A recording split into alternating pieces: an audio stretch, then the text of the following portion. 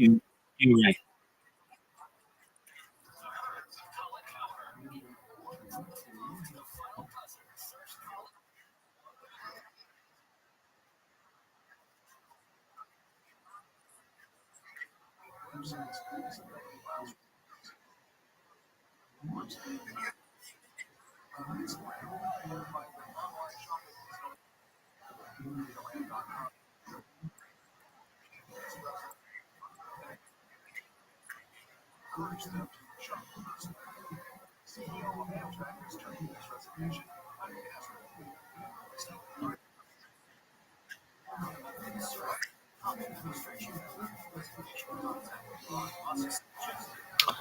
How has your day been?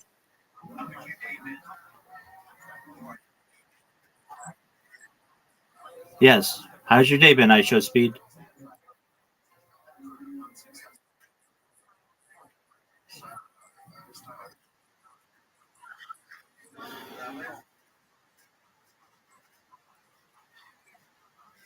I think it probably is still breaking up. We'll see.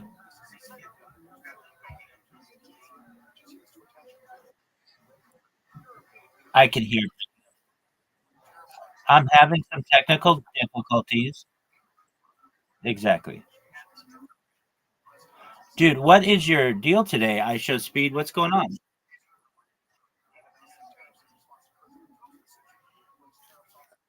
What's going on? What's up? What's up with you today? How are you?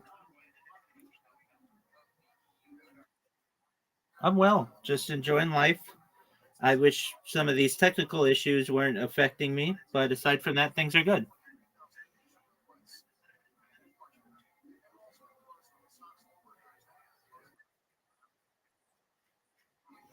Okay, I appreciate your suggestion.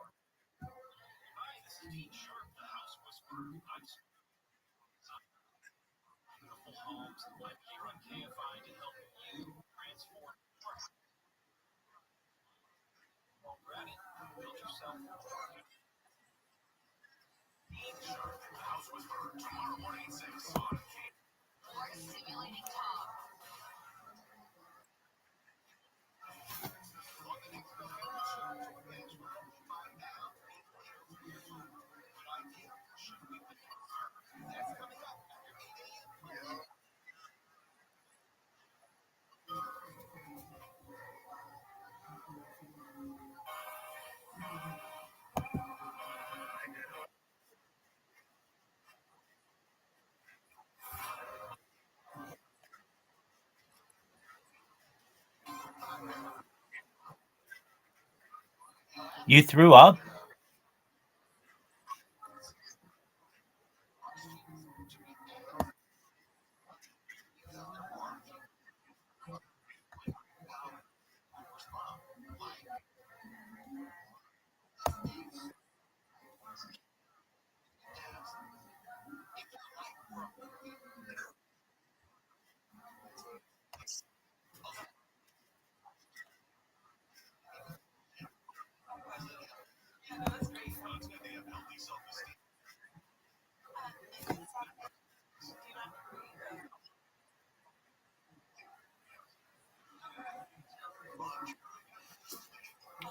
Here, I'm testing it now. Is it any better?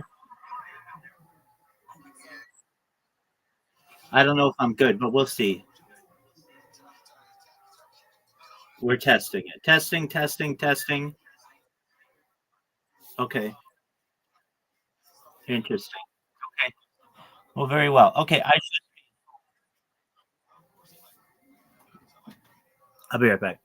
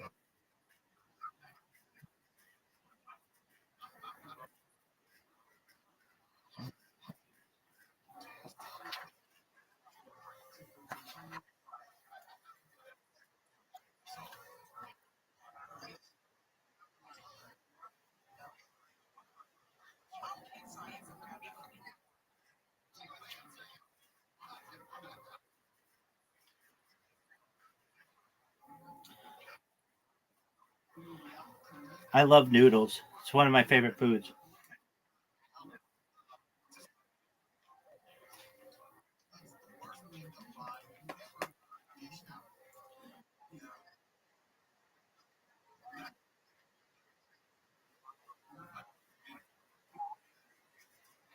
No, it's sriracha.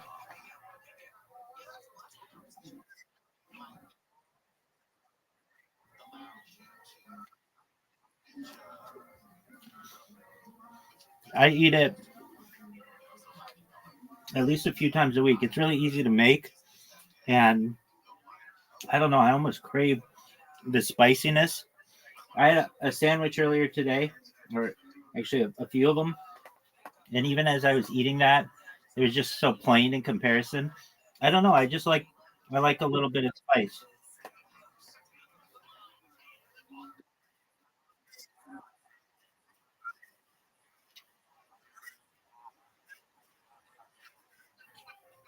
Correct. I mean, we eat food from the sea, but generally, if it doesn't have scales and fins, we don't eat it. It's not kosher.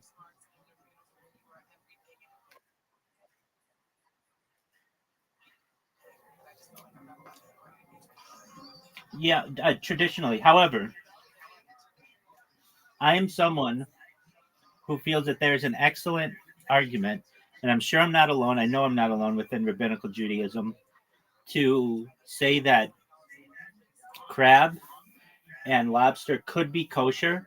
There's an argument to be made that their exoskeleton is essentially a scale, and that on the back of a lobster, like its tail, is very similar to a fin.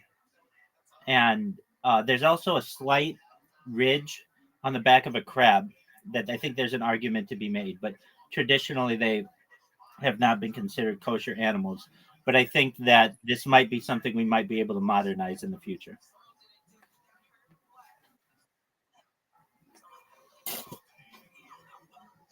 The hard ones are things like mollusks or like things like clams and oysters. That's a much more difficult argument to make, but I still think an argument could.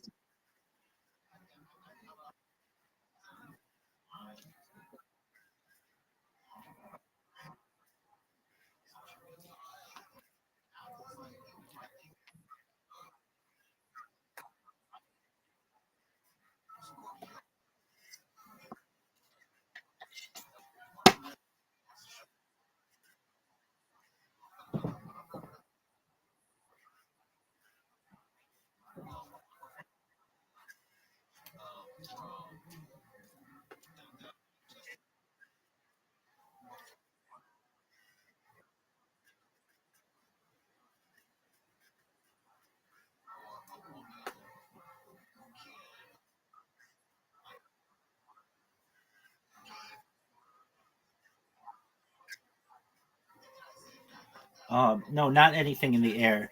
There are a lot of birds that we don't eat. Generally, these are known as carrion birds, things that feast on other things like vultures and ravens.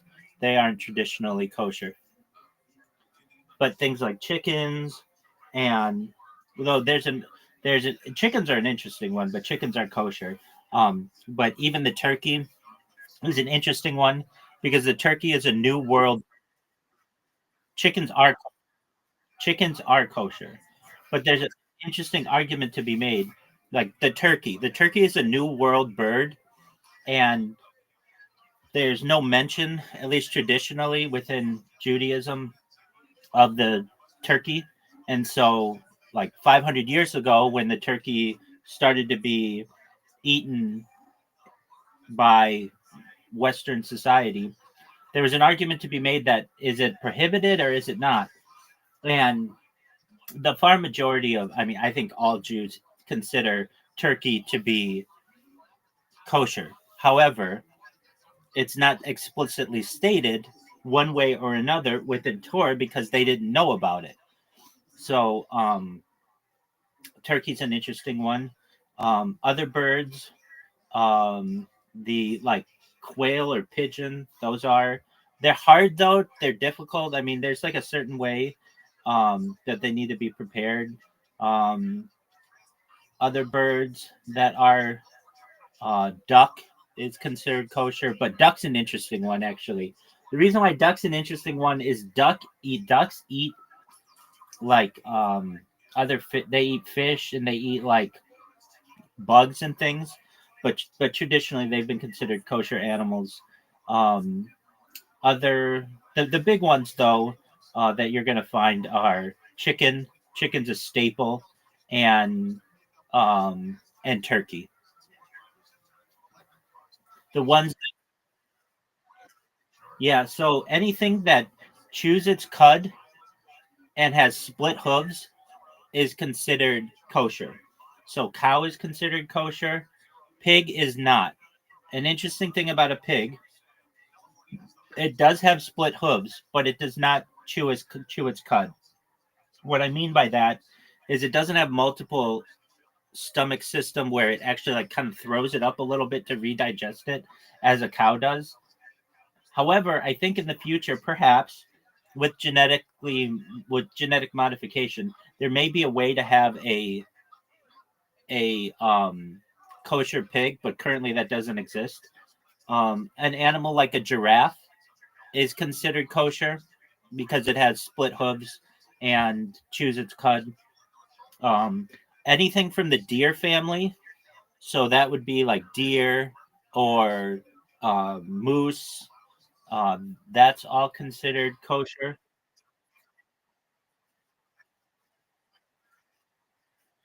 No, no, it means it is kosher.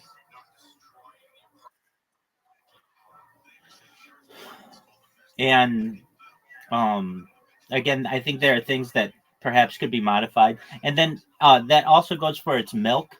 So like um, things like um, cow milk is kosher. Um, Goat milk is considered because it a goat chews its cud and has split hooves. Um, Sheep is considered an animal that split hooves and chews its cud. Do have split hooves. Pigs do have split hooves, but they don't chew their cud.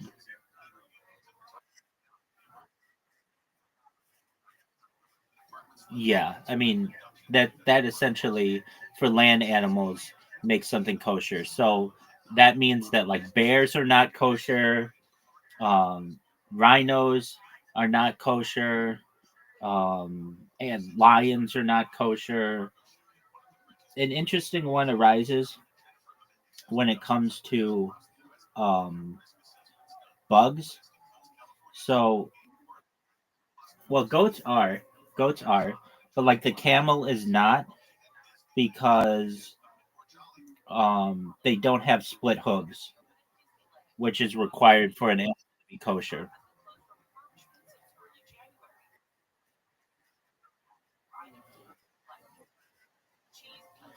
There you go.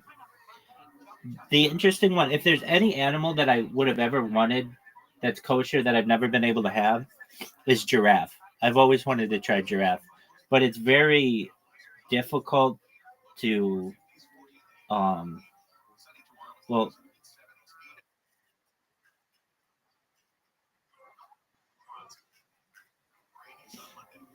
yeah, there's basically an issue like just getting your hands on a um a giraffe, and the way that it needs to be slaughtered, it's a special kind of butcher that prepares it known as a shochet.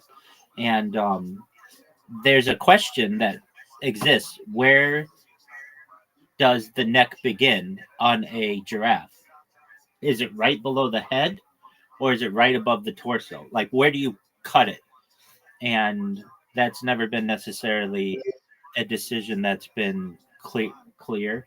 But I think generally people consider it below the neck or below the head is where the neck begins. But yeah, I mean, generally, um, just about your major animals aside from pig are going to be considered kosher. And again, I look forward to a day perhaps where we can genetically modify a pig to chew its cud and then have. I mean, we have bacon, we have turkey bacon, we have beef bacon, but I know that there's a large segment of the population that wants um, wants pig bacon, and they've never been able to have it. All right, I show speed. How's your studying going? How many hours did you study today? Dude, you know that your studying hasn't been doing well and you're just bullshitting. All right, well, instead of flirting with me, why don't you get your head in a book? Okay, all right, you can still stay here, but have yourself deafen and study. Don't be sitting on the internet looking at girls. Get your head in YouTube videos and study your for your exam. That's what you've got to do. You've got big dreams, but you're never going to accomplish them if you don't do the necessary prep work, and studying for your exams the key element of that. Excellent.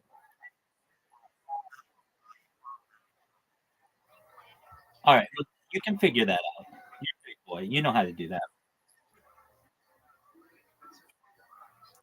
All right, very well. Audie, are you there? All right, you want to listen to some stand-up comedy?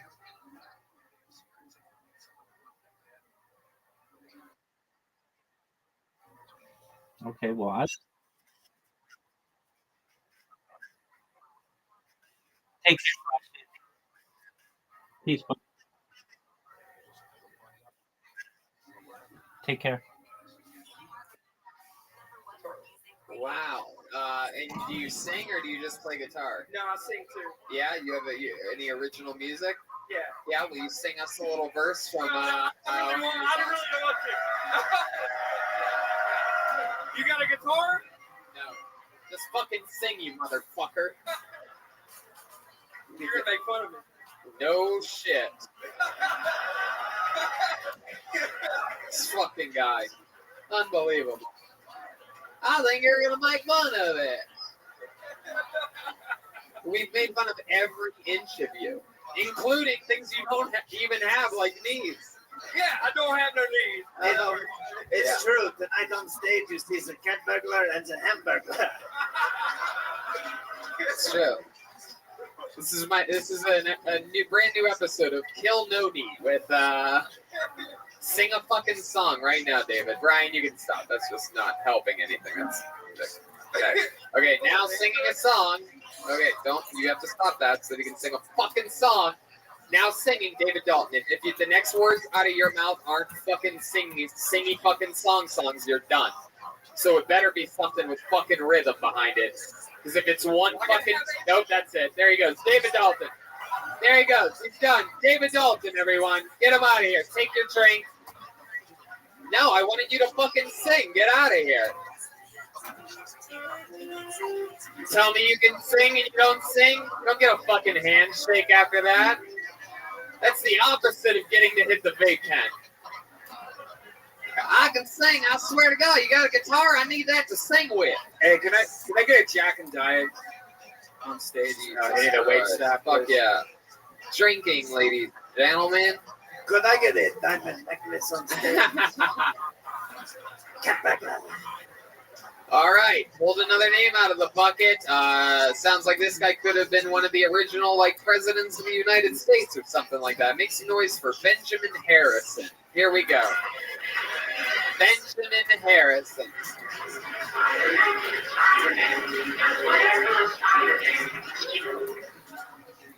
I don't listen to the news anymore because I got bummed out by a headline that said, "Firefighter dies in fire."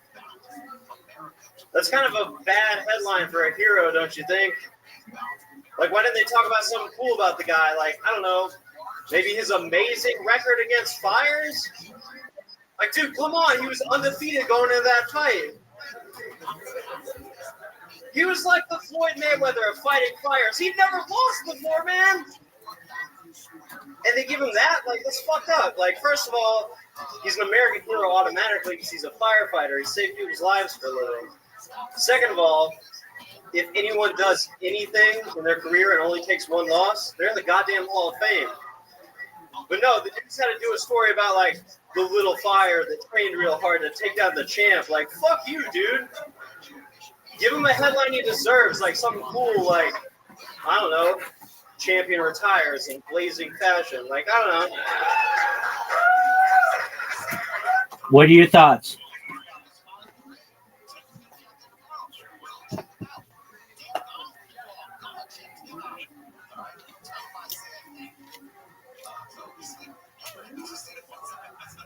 Audie.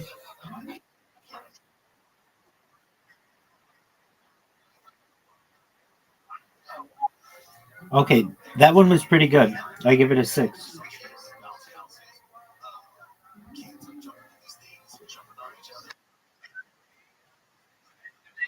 That's okay. Harris,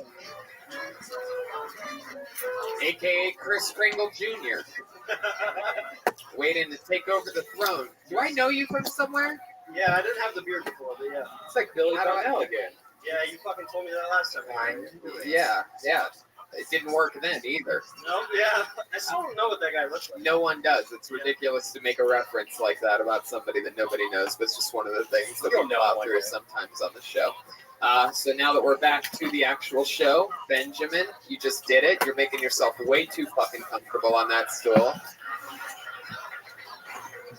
How do we remember you? Is that from Nashville, Tennessee, or? So I first met you guys in Corpus, but the first time I did the show at Moon Tower when Jeremiah fought that dude on mushrooms. That's right. That night, the cat burglar stole the show. Yeah, so that was dope, and I think that's it. Yeah, I live up here now. You do. How'd you end up in Raleigh, North Carolina? Well, so I live in Durham. I got out of the Navy at the beginning of this year. Moved up here, started working for a software company, grew a beard. Life's a lot better now. Wow, look at that. All the way to Raleigh, but your grandma was still able to send you this outfit. Am I correct on that? You didn't buy that yourself. Nobody buys that sweater themselves. No, it's a hand-me-down. Yeah? From my dad. Really? That's from your father? Yeah. Wow. I'm trying to be my own dad. Miss So- Aquarius. Huh. I am eating. How are you? Sriracha. It's good stuff.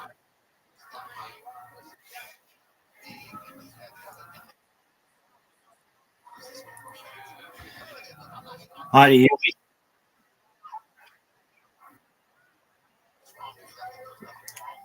All right.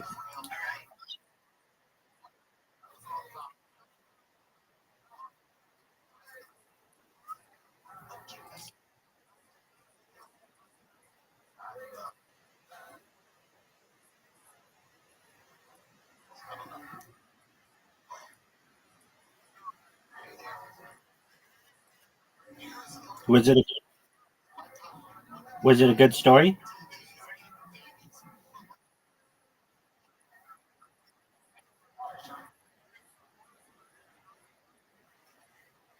What was going on with her?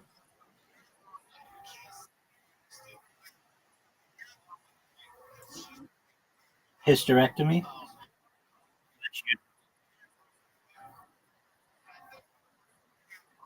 Oh, okay. Is she still alive? Oh, well, she's doing all right. All right. Are you ready?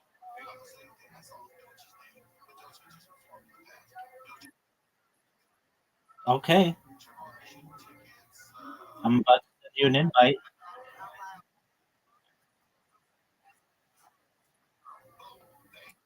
Audie, are you ready?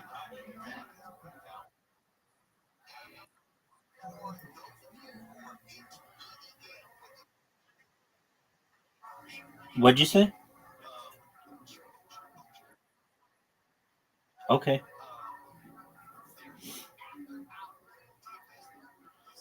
Audie, Miss Aquarius. All right, you guys have invitations.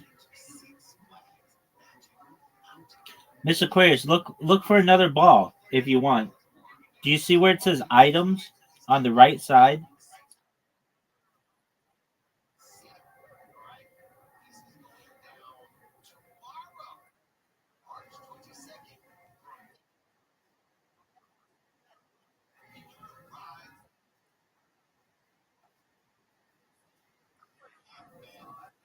Miss Aquarius, you're up.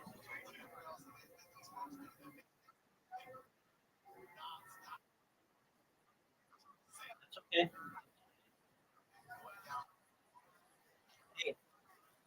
Yeah, I didn't know I was going to be ready so quickly.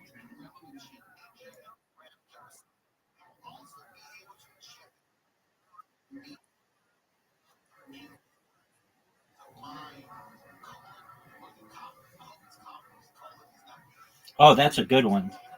That was perfectly straight on. That should have knocked the ball down. Oh, look at this. She got it. Nice spare.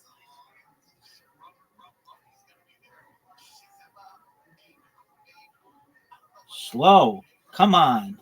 I'm not good at getting these spares in the corner. I'm always so like I always think I'm gonna hit a gut. Yeah, I'm not good at those. Like if it's in the middle, I'm fine.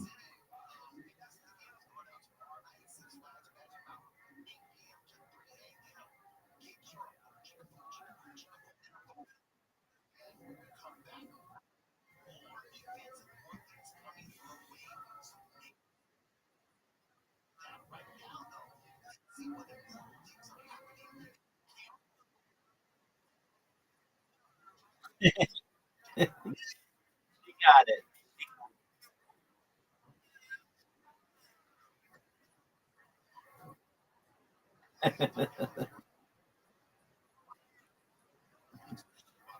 Miss Aquarius, you're precious.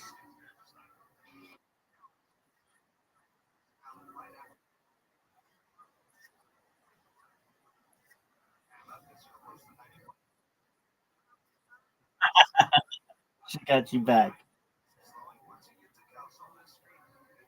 Come on. Thank you.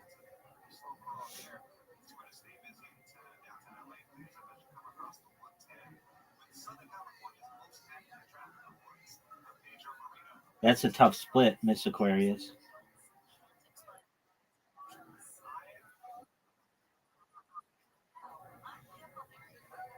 Oh, okay, good. Good. That's all you can really do. Unless you're really good.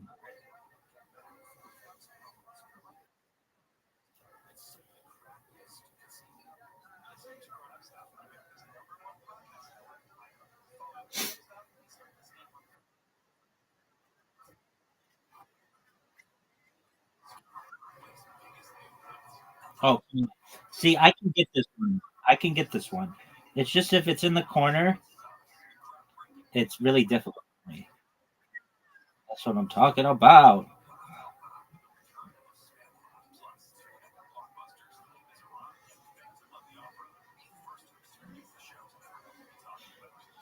That was a nice one.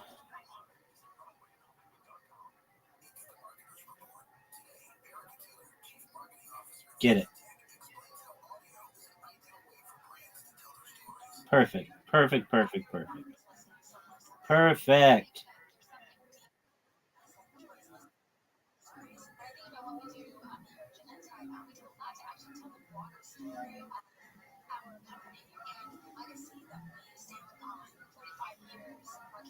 Oh boy, that was a hard one. She's got a split. I think she can get it. It's a hard one though. Oh, not like that.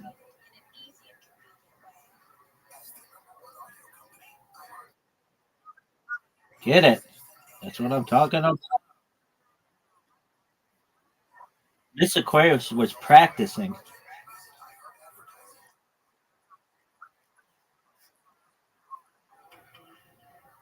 Oh, that's a good one. That would you got hosed. You got hosed.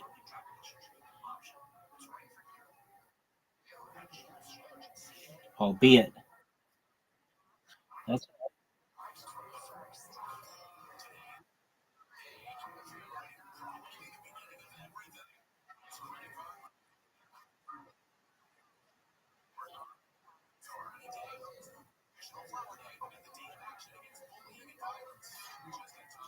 I don't even need to go.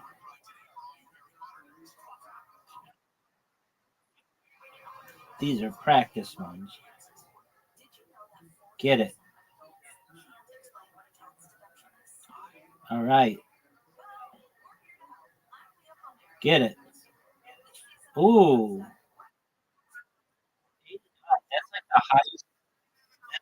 That's the highest I think I've ever had. 89 is the highest I think I've ever had. That's my record. Okay, Audie and Miss Aquarius. Miss Aquarius, did you practice any golf?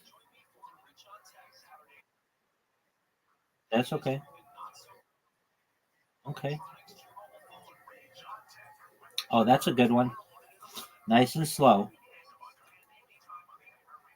She's gonna get the spare. I know it.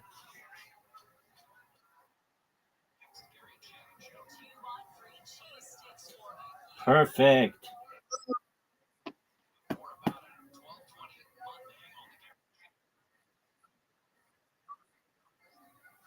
That's so good. It looks so good the way she gets it. It's like perfect. Get it.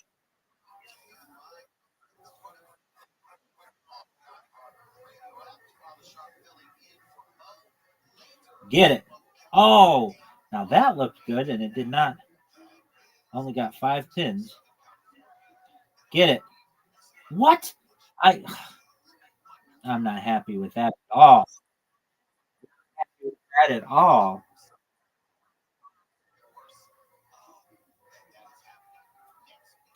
Miss Aquarius is running away with this game. Uh oh, that's a tough split.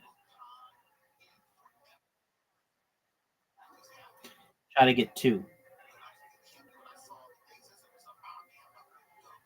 Oh, that's perfect. You should have got two.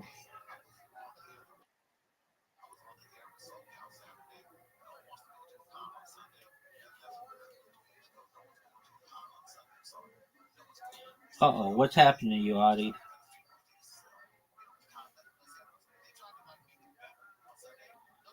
Okay, I like these ones because I think I can get this spare. There we go. When the spares are in the middle, I can get them, but when they're at the corners, those are hard.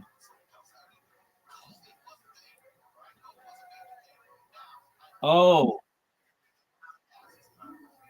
this is a split.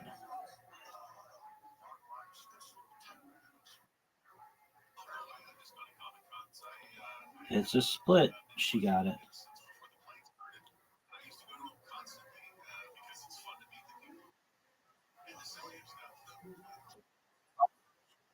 Good one.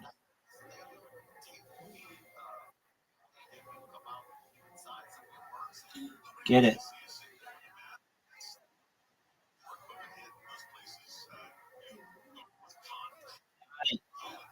Oh,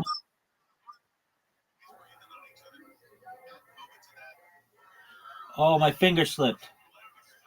That's not good. All right, I'm tied with Miss Aquarius.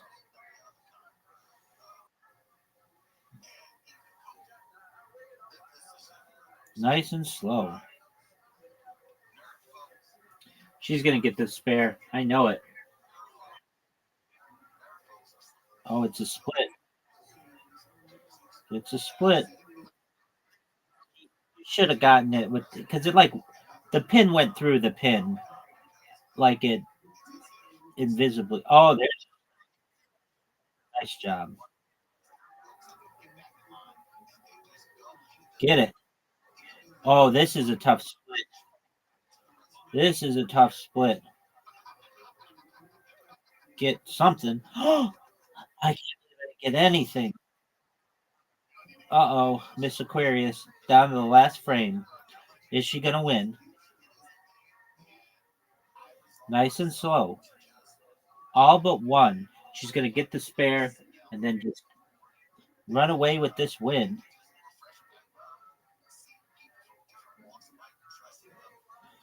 Oh, that's perfect. Perfect.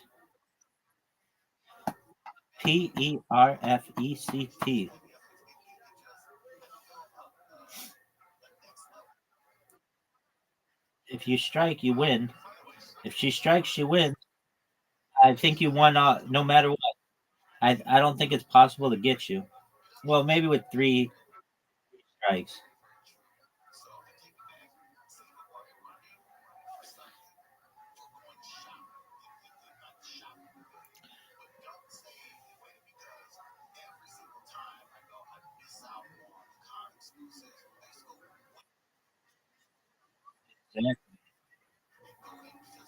Get it.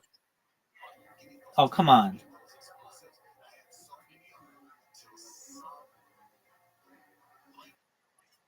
Oh,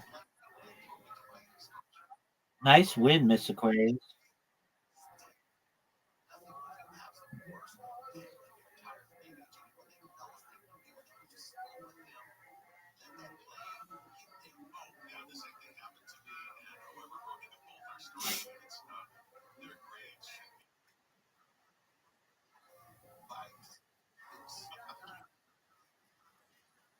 You won the.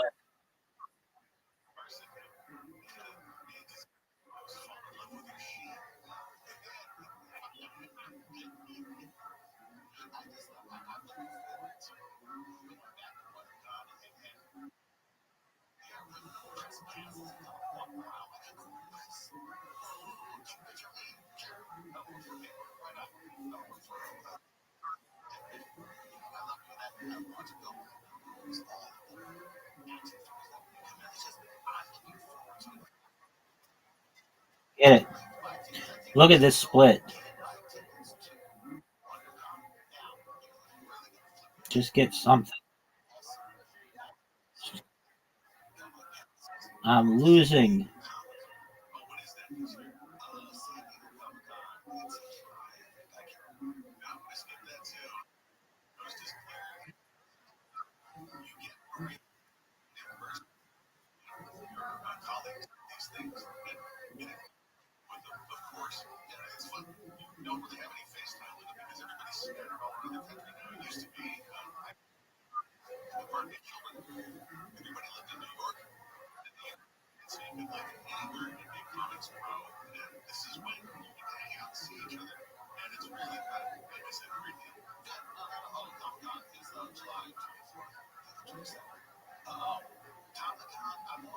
Come on. Not doing well. I got to get all these, and I missed it. Missed them all. Oh,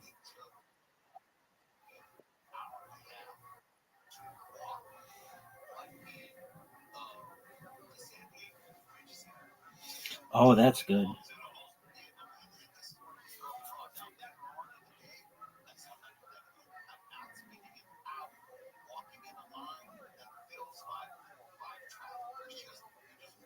Oh, she got it.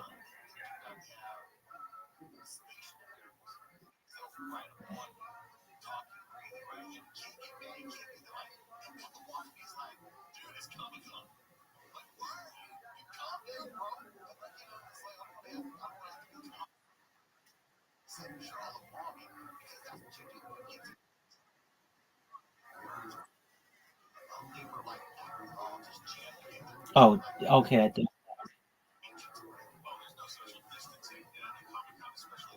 got it. Oh no,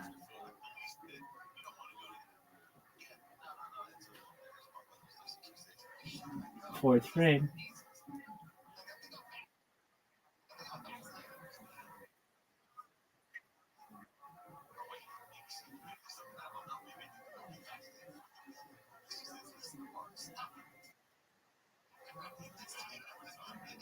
You know, you. Ooh,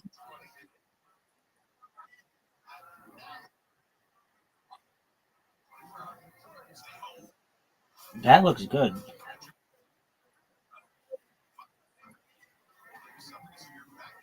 Get this spare. Nope.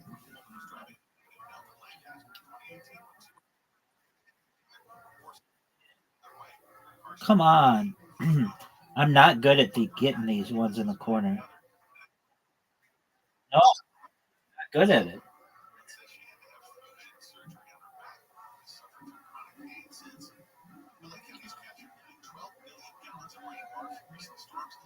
Oh, nice and slow. Slow and slow.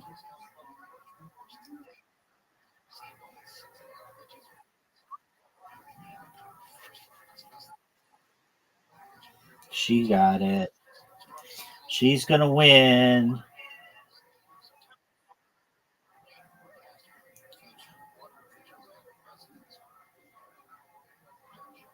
Perfect. It was. The only way I can beat Miss Aquarius is 3 strikes.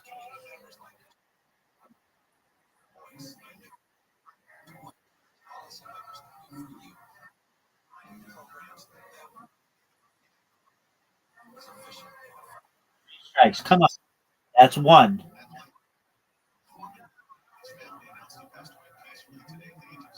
Get two. Nope. She won.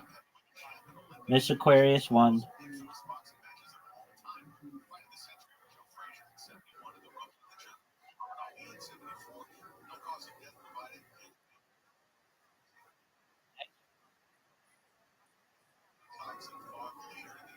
Are you ready?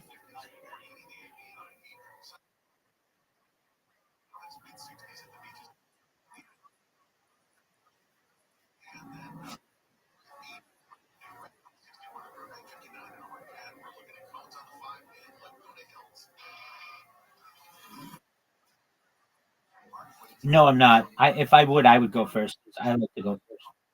But yeah, right. But no, it forces whatever person accepts first, they go first.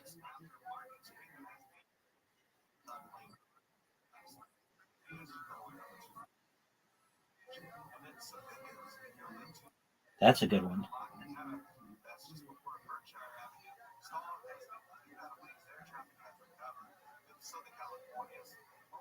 Oh,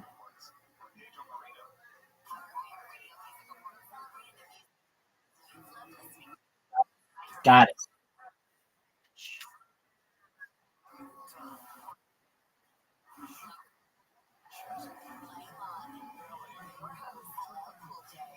Nice.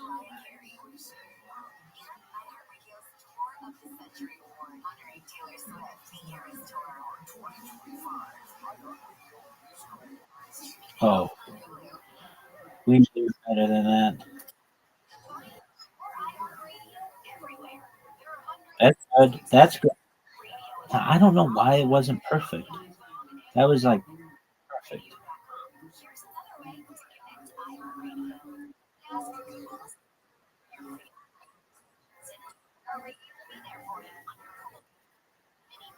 Get it. Mm. Oh yeah. Yes, you do. Yes, you do.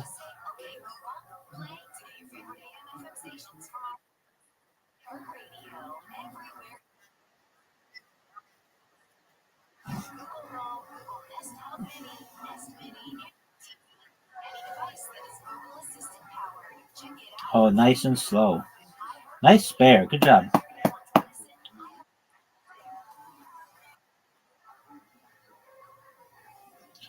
Uh-oh.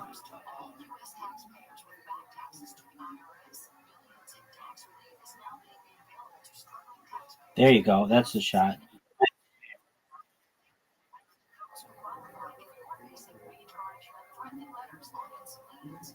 Oh, how didn't I get more than that? 4 pins? Oh,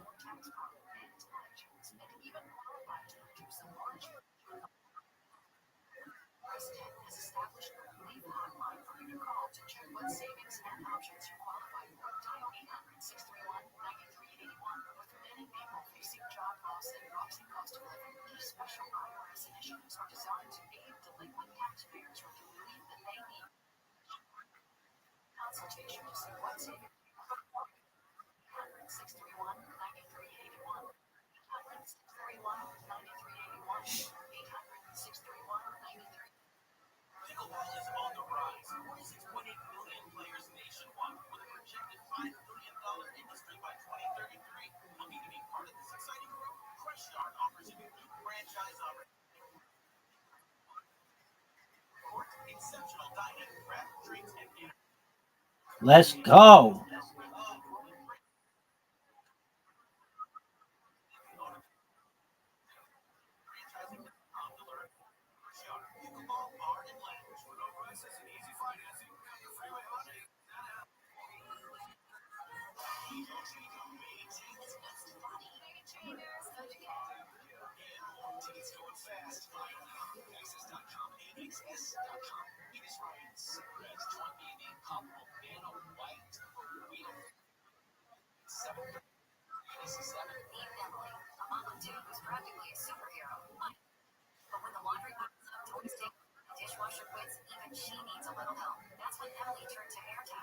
Oh, good one.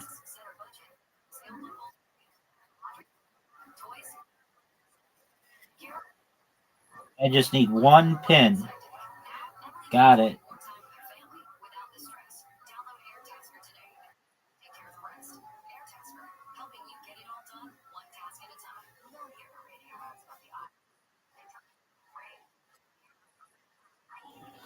Got it. Audie. And Miss Aquarius.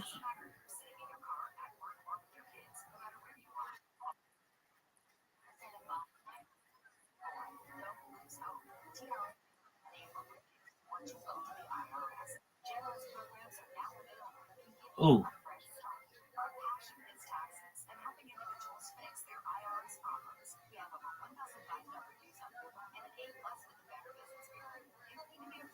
Oh, you got it.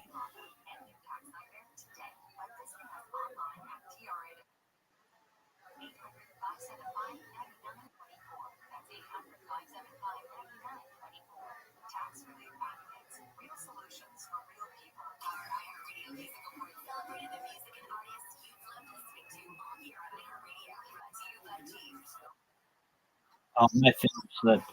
My finger slipped, but that's okay. I think I can still get these. Get it. Boo. Oh, one measly straggler.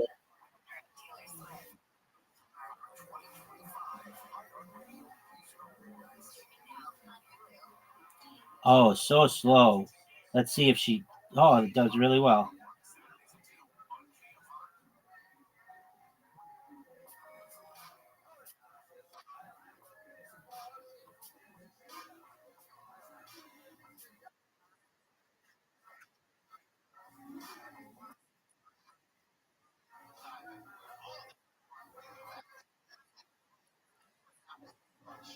Nice. Very good. Get it. Boo. Now I got this difficult split. I'm going to get these two.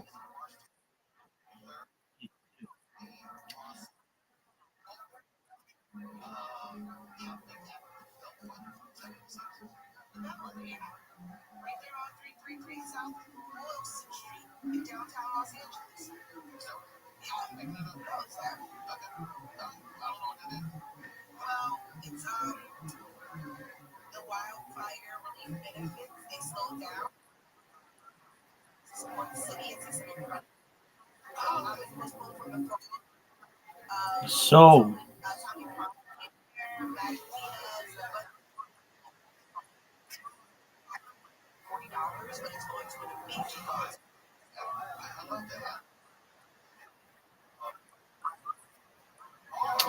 get that.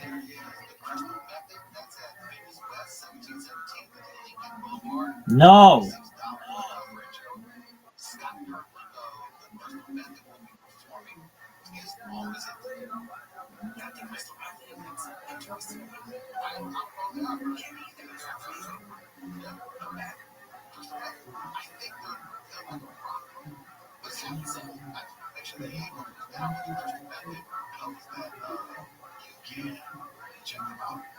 Oh,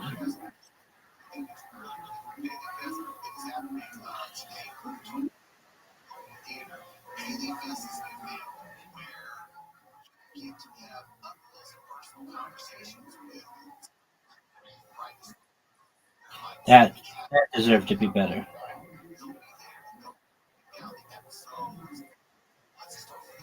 Perfect.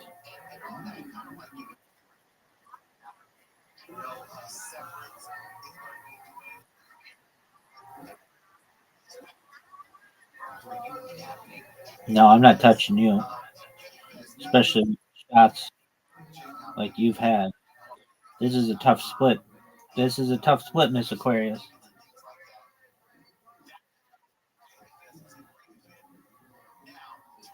Get it. Should have knocked out two. That one pin went through. Right.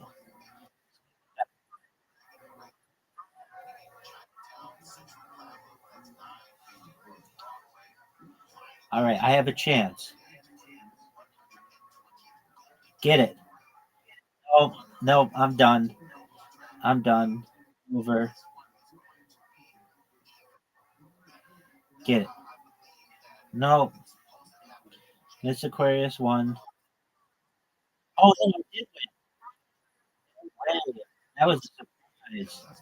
That was a surprise. Wow, that was a shock. All right. I'm going to send it to Audie and Miss Aquarius, and you both should have the invites. Miss Aquarius accepted hers. Audie.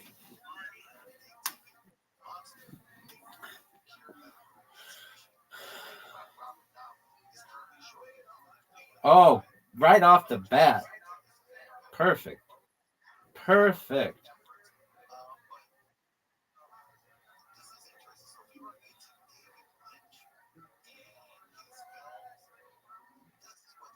This is a tough shot.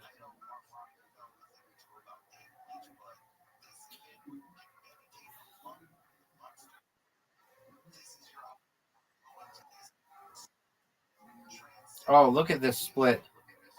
This is a split. I don't even.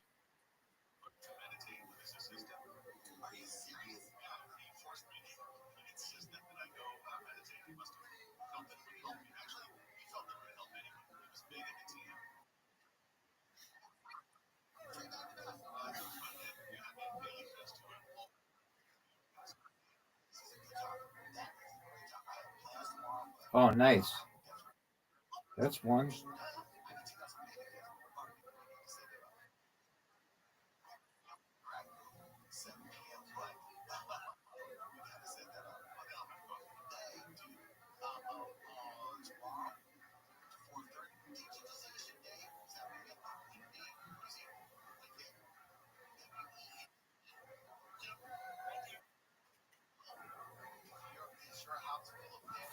That was.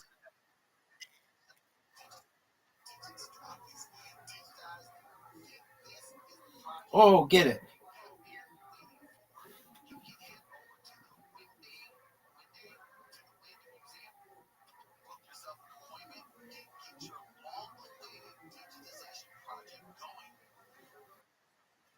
There you go.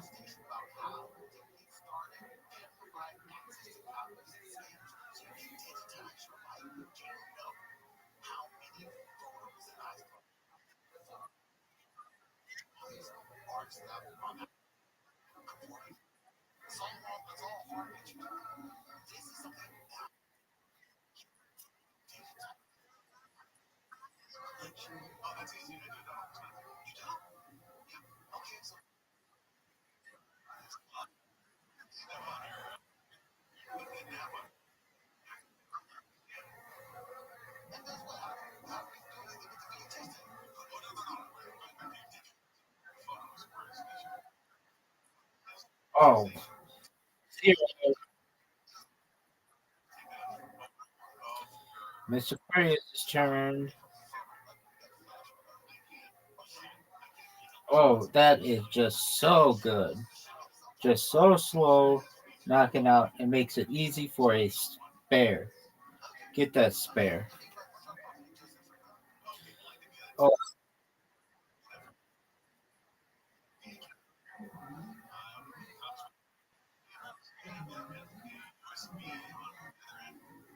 perfect. That looks so good. Such a hard shot now. It looked like it just went all the way to. Yeah, I agree. What about show speed? Blue. That was bad. Yo, how's the studying going, big dog? Okay. About what were they?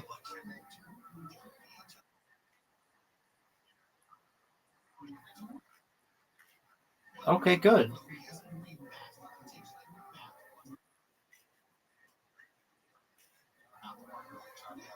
Every day, 8 hours, dude. Oh, nice job.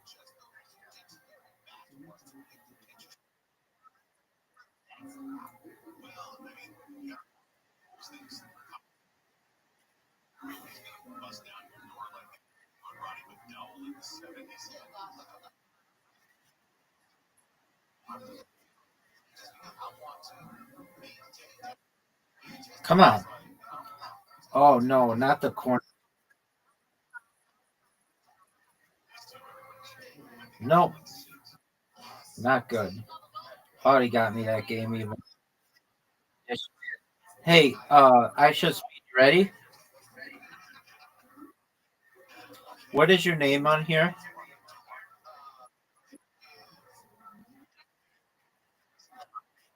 Cape Detective. Play one more.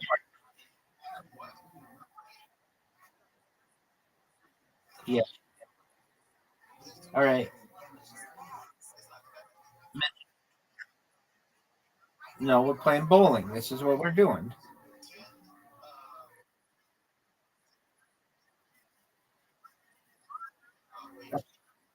I want you to practice though. You know I want you to be my.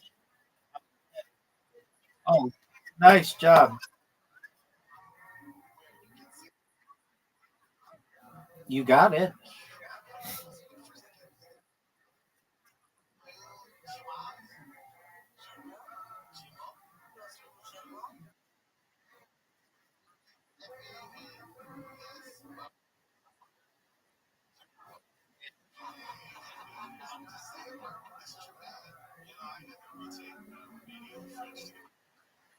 Yeah.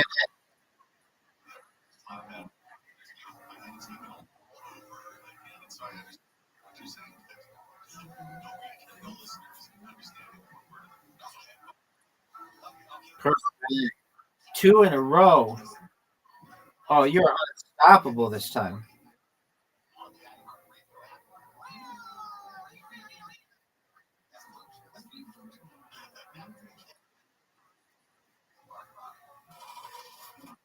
Oh,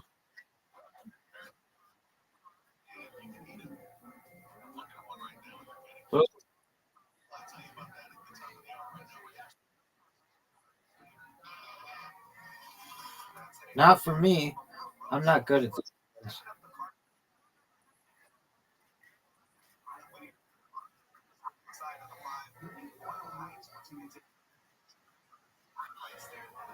Look how slow and steady. Oh, you've got a 7-10 split. This is the most difficult shot in the game.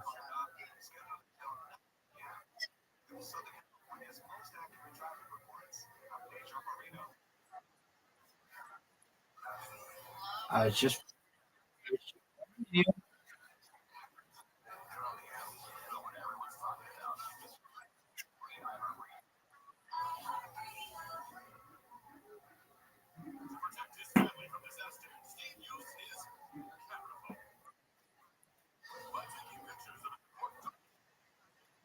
I should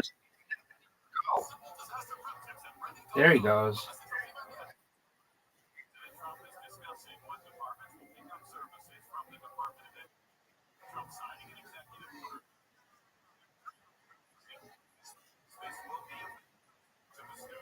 That's my favorite.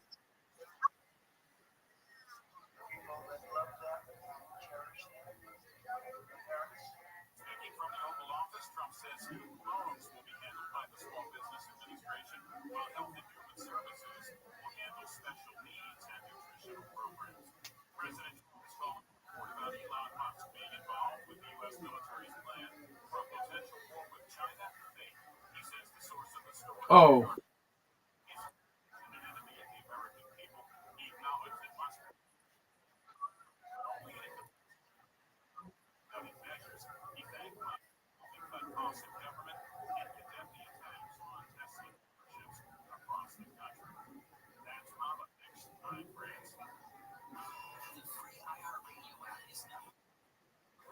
perfect.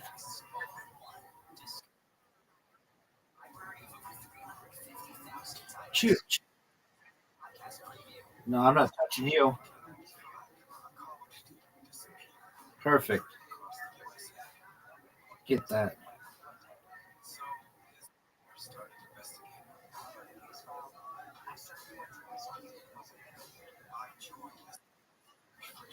Uh-oh, you're giving me a chance.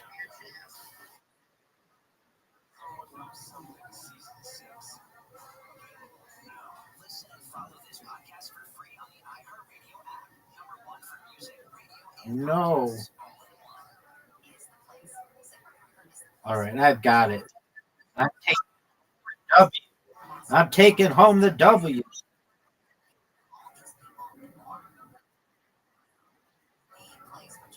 Get it. I never. All right, let's go big.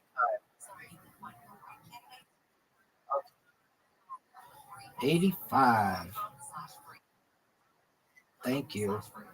All right, Miss Aquarius.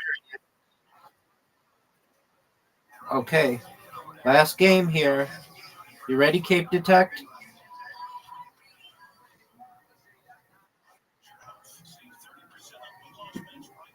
I show speed.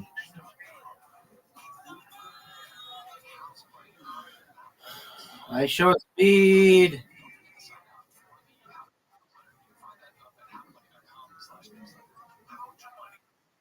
I show speed. Are you there?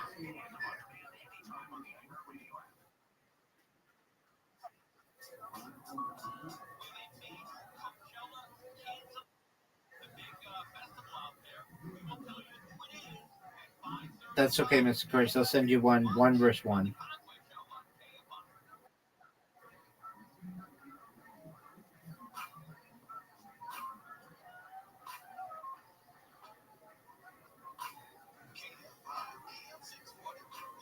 Last game.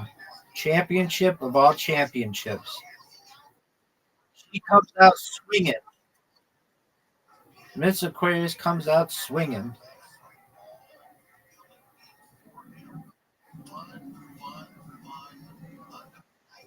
Oh, that's good too. All but one. I'm playing keeps. That's what I'm talking about.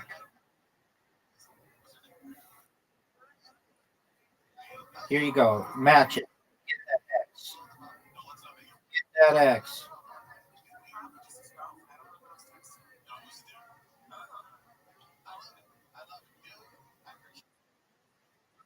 No, don't worry. Don't worry. You're in a game. Don't worry about it. Yeah. Oh, nice. What a good spare. What a good. Come on. I can get that though. I'm good at those. Get it.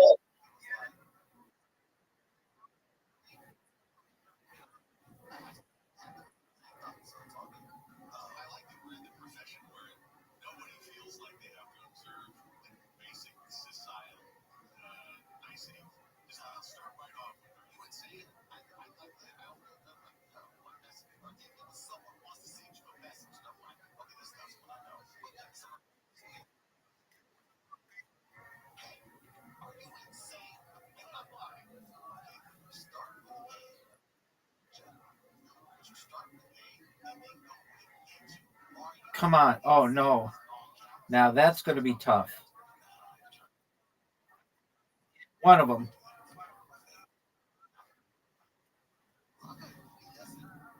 This is the championship of all the championships.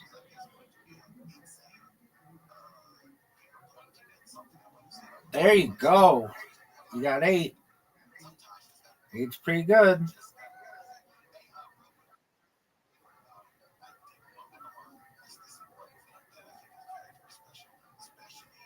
Oh, that's perfect. Perfection. Tied at 47. Oh, but I 10 split. This is like impossible. Get one of them. Oh, I almost got it. Almost got it. It all comes down to this. That's the shot. She takes the lead.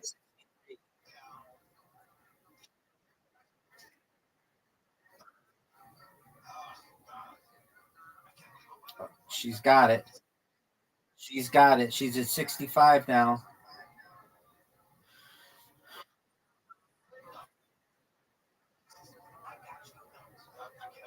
And she got another 75. She basically solidifies her. You won. You won.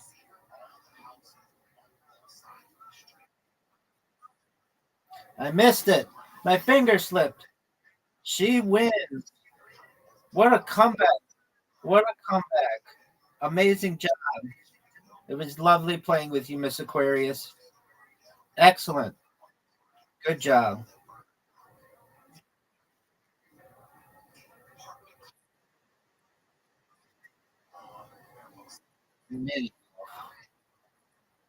That's all right.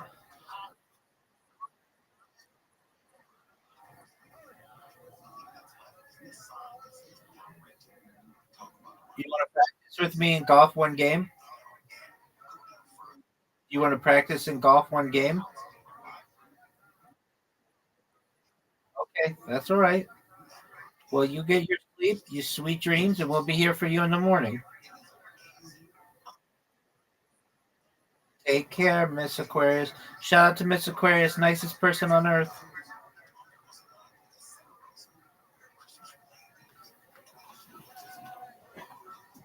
Huh. Wow, it got very depressing in here when you said Yeah. Did you have a good relationship with your dad? Actually, yeah, I love him. He's one of my best friends in the world. What does he do? So he retired and got bored and decided to be a hotel maintenance man. Hey, that's pretty interesting. At a basic hotel or a corporate one? So they did like the white person thing, and they retired and moved down to Florida, and that's like where like all white people go to die. And he just decided to work in one of the hotels down there. Yeah. So your dad works at hotels and you eat all of the chocolate on the pillows. And he retired, but you still work, right? You're the other half. It's Tim Allen and you are the hosts of Tool Time, right?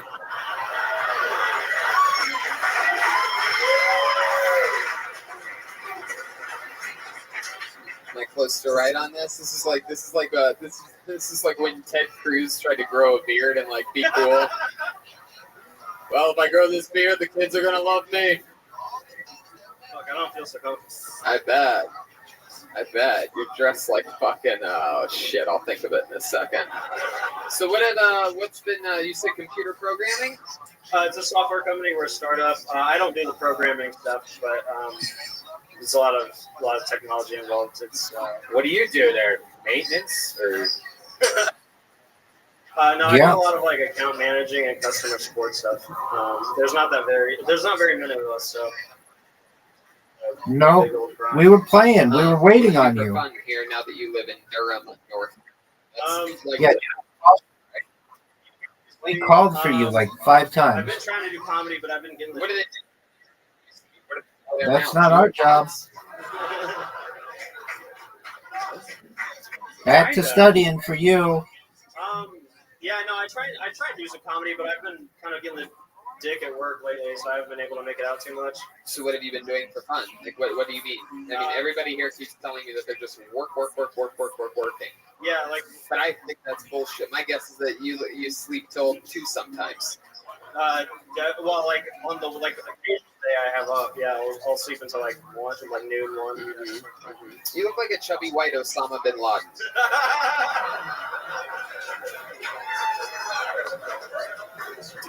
Has anyone ever told you that before?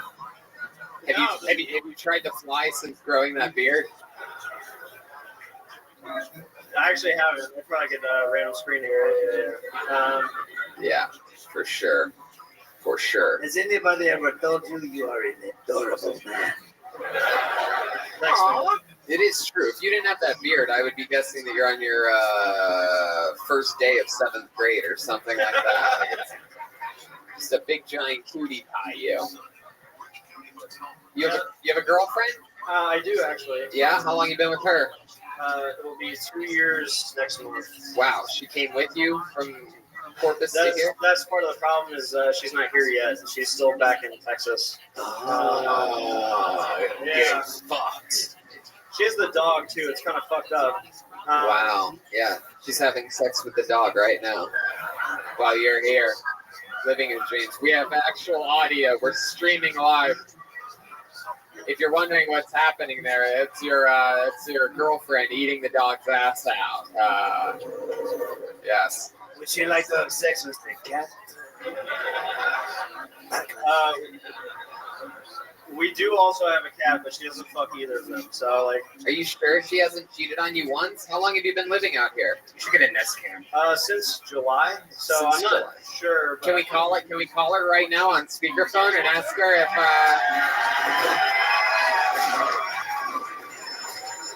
We're about to call Benjamin Harrison's girlfriend live in Texas. Make sure you put the butt of the speakerphone up right to this. Yeah, she tried to call me like as they were seeing for the show, and I was like, "Yeah, I'm not talking to you right What's her name? now."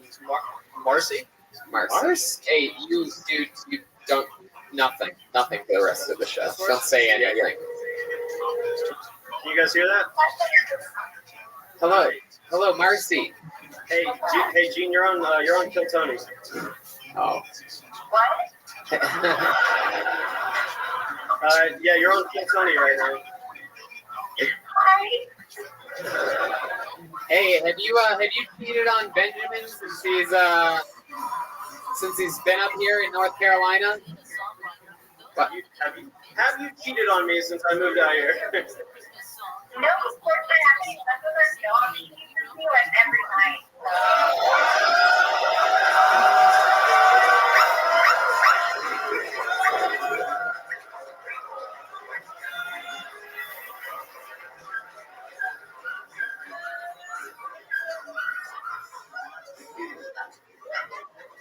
I hope you understand they were just talking about you fucking the dog. No, I don't fuck the dog.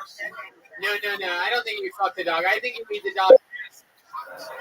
And I think the dog fucks you after you eat its ass. You get it all horned up, and then it fucks you. Am I close to right on this? Is it Jean? Is that what you call her? What? Yeah. Jean?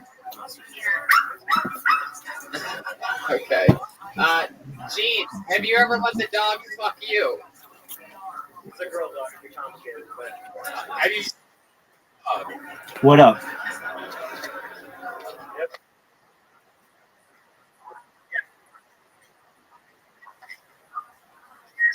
Nope. I love the way you ask these questions, Benjamin. Just like this is the end of your comedy life and your relationship. Have you scissored the dog?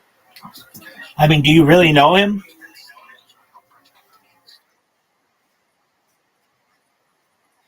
Yeah, then he's not necessarily your friend. He's just looking at you like an ATM.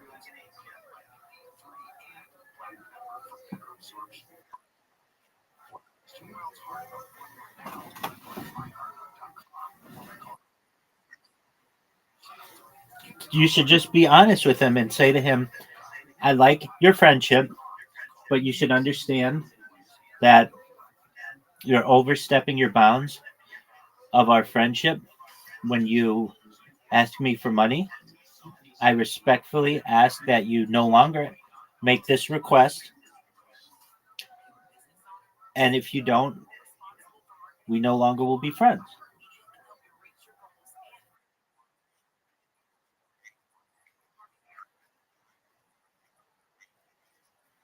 Then you can still be honest with him. And you just tell him the same thing, that you have boundaries and that he's overstepping his boundaries with his requests, and that he should know that you don't want to be friends any longer.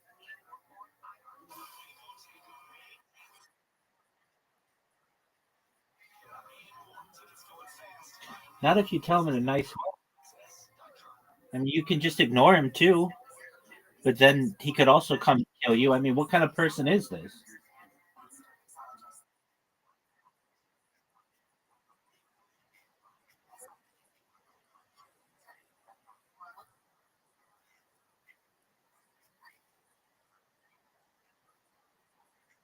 So just block his number. I mean, I think if was he really your friend at any time?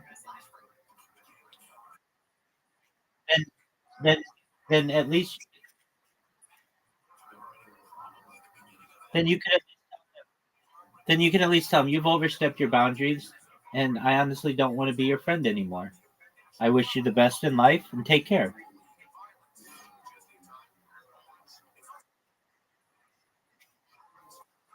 You're welcome, big dog.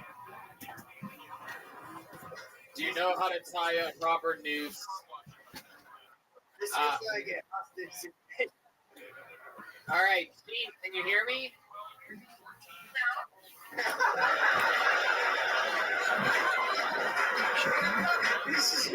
Gene, I don't know if you know this, but I don't live in Texas or North Carolina, so I'm not following for that dumbass trick.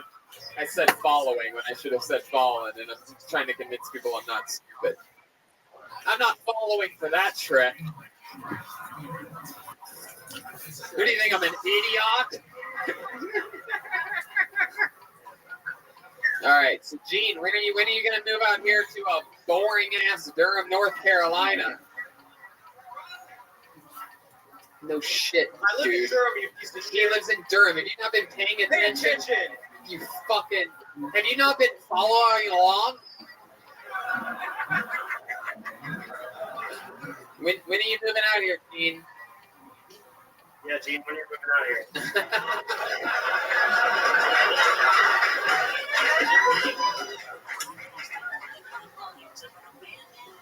What's that? Hold on. She's eating the dog's ass. Let her finish.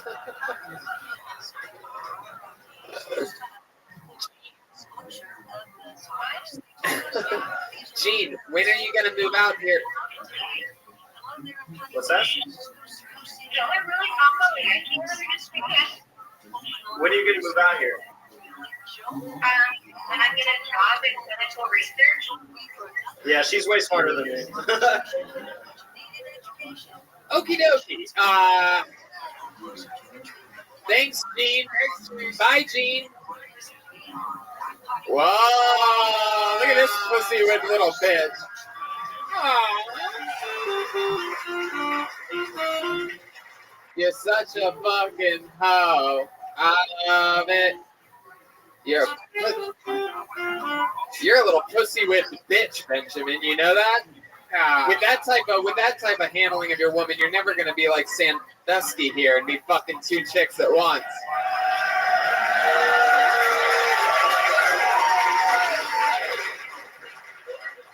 Hey, she seems really nice, man. Yeah, She's really nice. She's like way too good for me. Is she really? What makes you say that? What's so bad about you, Benjamin? We're up here calling you adorable. You know, you're wearing your dad's fucking hand-me-down sweater.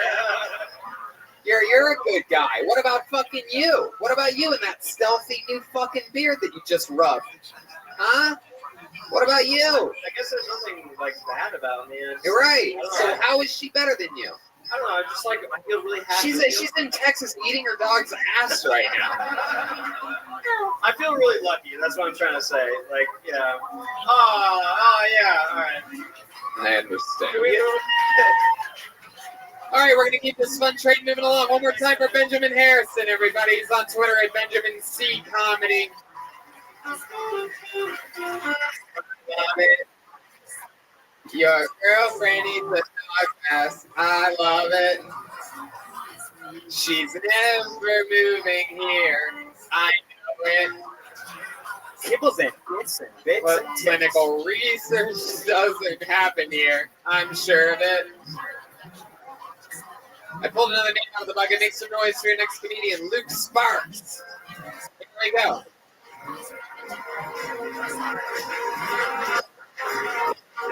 Yeah, here he is, Luke Sparks, everybody. Hello. I was the other week, and I was laying in bed, and I blew my nose. And my girlfriend said, "What are you doing?" I said, "I'm blowing my nose." She said, "You need to go to the bathroom." She said, "You need to go to the bathroom. I don't even have tissue. You're supposed to snot rocket straight in the then wash it." I'm like, "What?" I mean, you've been living in my house for a year. And you've been shooting snot rockets in my sink this whole time? Anyway, she's dead now.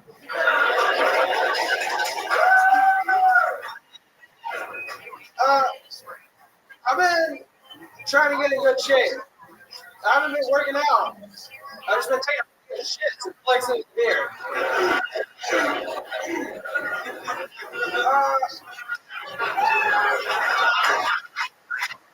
Yeah.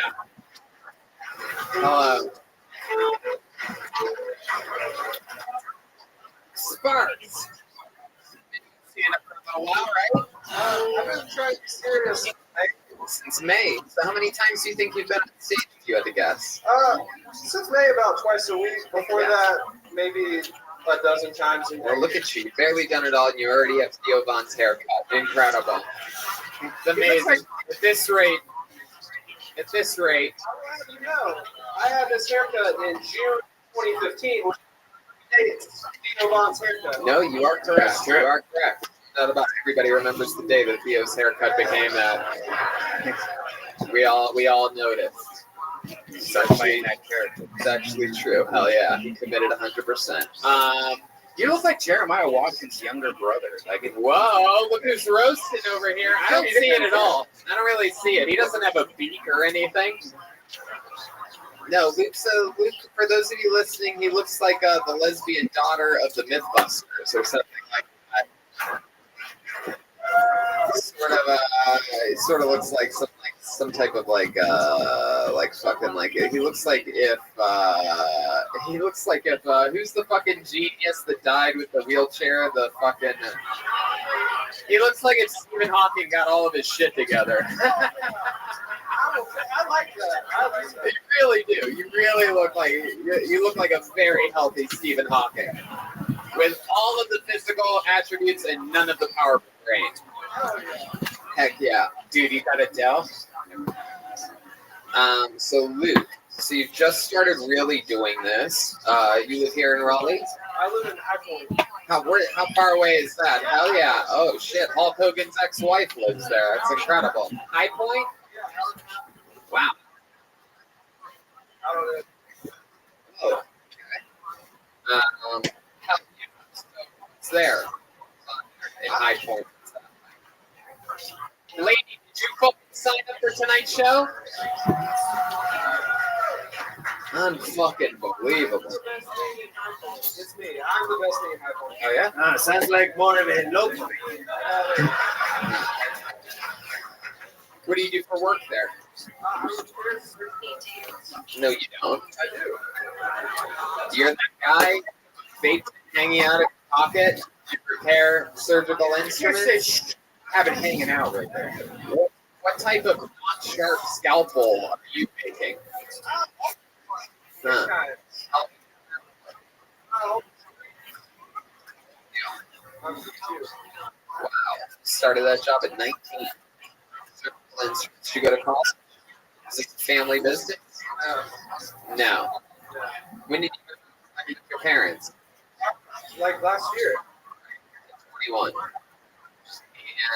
and you had saved up money from cleaning or like what exactly did you call it? Repairing. They don't just use new ones. Some of them they do, some of them are expensive, so they have to fix them. Like, what's the craziest thing that you've repaired? You know, I actually thought you might ask this, and I repaired. It's like a boat anchor, but for a vagina. It's like a vagina boat, but it has a boat, like a weight on it. Yeah, I'm prepared for that question. So, hold on a second. So it's an anchor, but for a vagina, so that it doesn't go anywhere? So that you can, like, leave a vagina in the river for a few hours if you want to?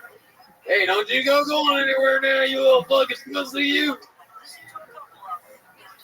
I got you one of them vagina anchors. There's some vagina anchors over on CNN News. They have a lot of vagina anchors over there. You see Anderson Cooper trying to take that shot on New Year's Eve? He took 4 shots, all right? Powerful stuff. So, Luke, tell us something interesting about you. Like, tell us a fun fact. I thought you might ask. You don't have to fucking say that, Luke. Luke, how old are you? I thought you might ask that. What do I do? You know what's so funny? You should ask, because I thought you were going to do that. Something in my gut told me you were going to ask me about stand-up comedy. I mean, you might as well just take me back to LA with you. Because I know what you're going to ask me next. I don't even know how you're going to fall. I go, what the fuck you mean by that? Go ahead. I was the dumbest kid at a smart kid school. I graduated early college, 63 out of 70. Yeah. Yeah. That's 70. Some like art.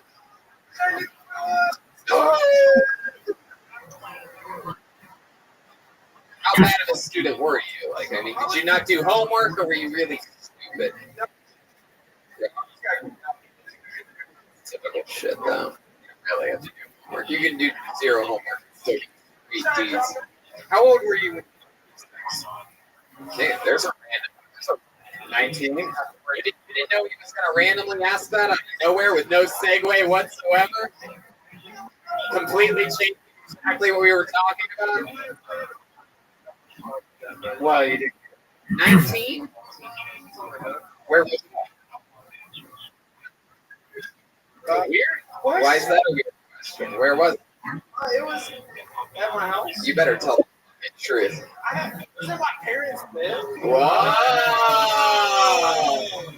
Mama, I'm coming home! Mother? No. Now, so where are your parents at? Where did they go? Come on, dude. How many fucking vacations did your parents take? Do you remember who you had over? Who you had sex with? It was a lovely lady named Tori. Uh-huh. Sounds like a real slut to me. You still close to your parents? Did they? Do you know that? Do they know that you had sex in their bed that day? You left the spot? How did they find out? Tears? There was a line after the incident. Yeah. They find out. They came to the house while we were like locked in the living room and yelled at us, "God can see you." Uh-huh. I don't know who it was. Uh-huh. They said God can see. So for those of you that, I'm trying to stay in the zone here. You're saying that you had this girl in your parents' bedroom, and I asked you, did your parents ever find out you had sex in their bedroom? You said yes. I said, how did they find out? You said that when you're having sex with a girl in your parents' bedroom, that somebody came to the front door and said, you. Some stranger walked into your house. A relative of yours walked into the house and said, God can see you, and then left. And then told your parents. And you don't know who it is? Do you know how stupid that sounds? Well, I show speed. yeah, that's fucking life, buddy. You should have been so goddamn cocky about what you thought I was going to ask and what you didn't think I was going to ask. Nobody knows what I'm going to fucking ask. Did you know that I'm about to ask you to call your parents and tell the truth? Well, Tony, I've already hit send. You don't have your... You lucky bitch. So did you come fast your first time? This dude comes fast. Yeah. I think I want to like, sit down here with no one likes him, like, right. I mean, I've never met anybody that's like, woo, condoms! I'll never fuck with this one, dude. I fucking love this shit, dude. It's better than sex itself. It's better than any pussy I've ever been in.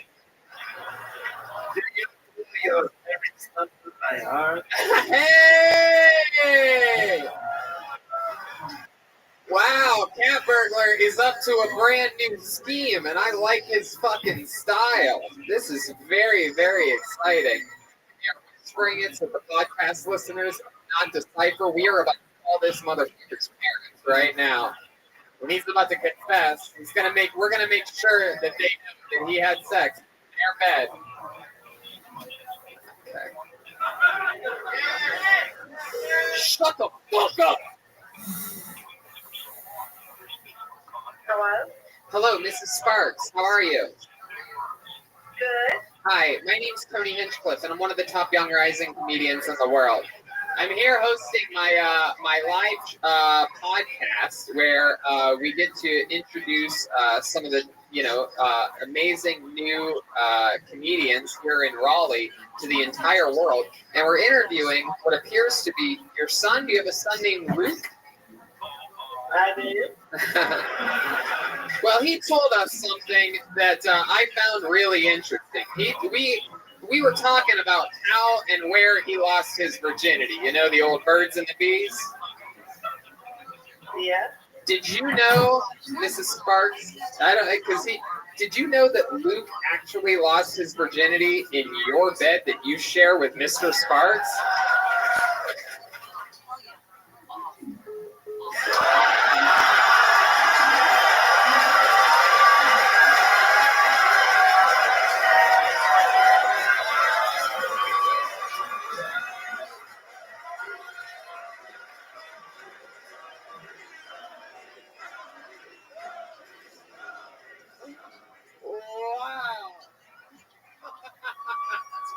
Wow. God can see you, Luke. God can see you. Are you close with your mom? Like, is this going to be a problem? No, she's going to laugh about this, right? She doesn't have a good sense of humor, so she won't. But she'll totally, like, get over it. She'll come back around. The goth girl didn't have a good sense of humor an hour ago. She's into it now. Anything can happen. Luke Sparks, you did it, dude. That was a lot of fun. This was completely surreal. Absolutely. Yeah, it was. This is an awesome platform that you give people. Like, You're damn right. people thank you enough. Yeah. Yeah, your time is over. Luke Sparks, everybody. There he is. He's on Instagram at The Dolphin Proceeds. The Dolphin Proceeds. Benjamin Harrison is Benjamin C. Comedy. David Dalton is Dalton0923. Gonzo doesn't have social media. At Drew Robertson. Riley Murphy is at Big Moni. And Andrew Green isn't on social media. Let's keep this fun train moving along again, though, shall we? You guys want more? Hell yeah.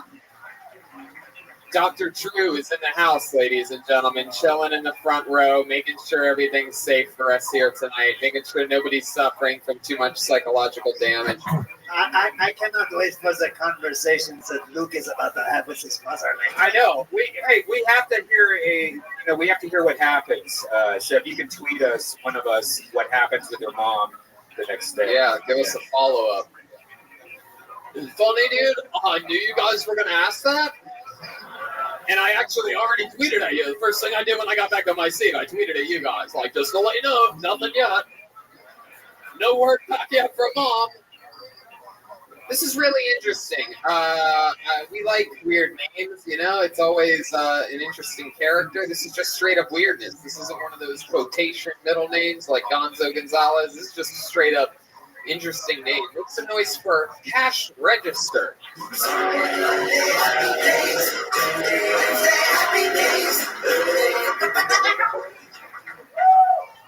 is my first time on stage.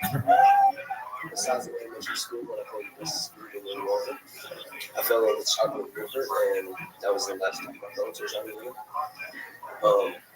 On chocolate river, I go down now is King Street. I don't know how many people know that. I thought I was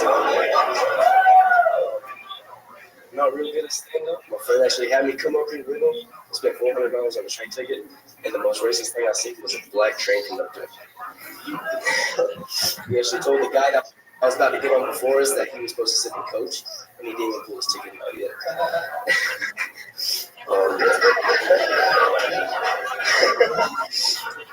That was actually my friend that laughed at me. That was racist.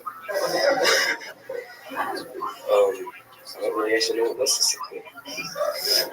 The first time on stage. I'm actually happy to be here.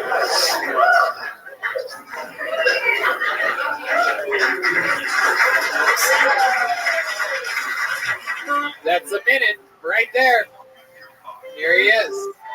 This is cash registers. My name's actually Trent, but my last name is registered. Your what? My last name is registered, but my first name is Trent. It's what? Trent? Trent? Capital New Jersey. Trent Register? He said his first name is Register, his last name is Six, I think better.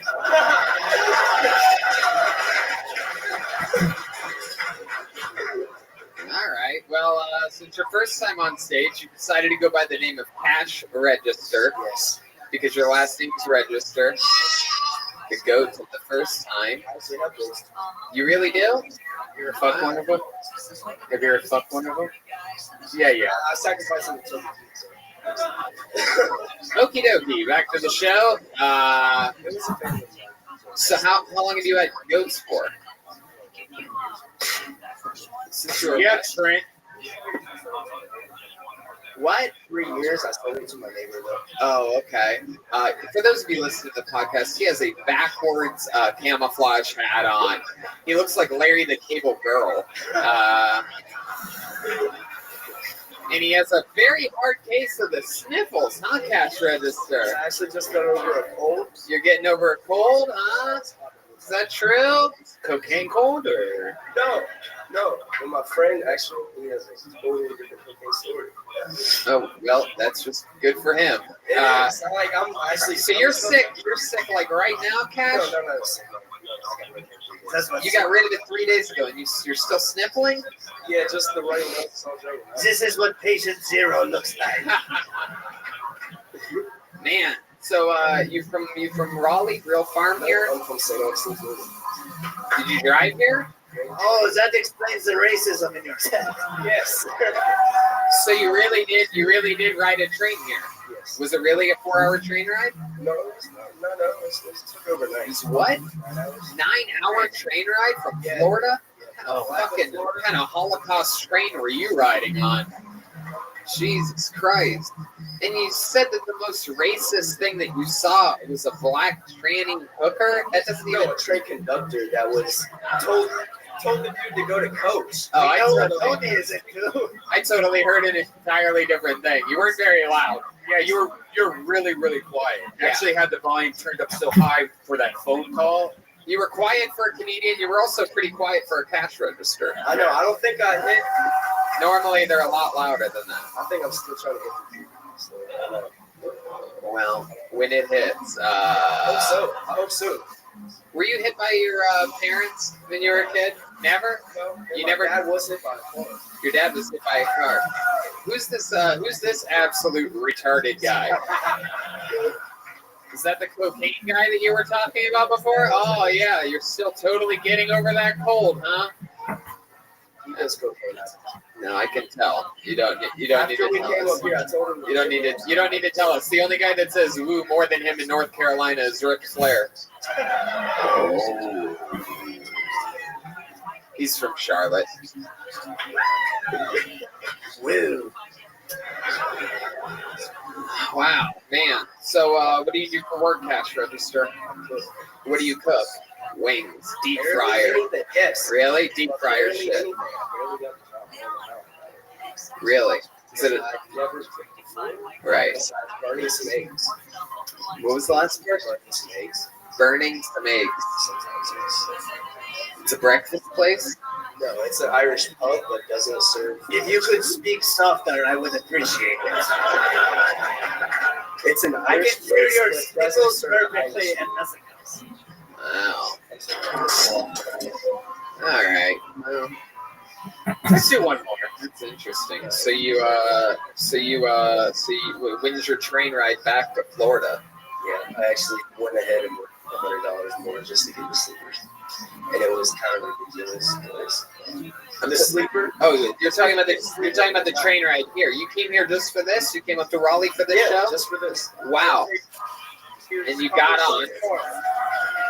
Oh, you're coming to a stand-up show tomorrow?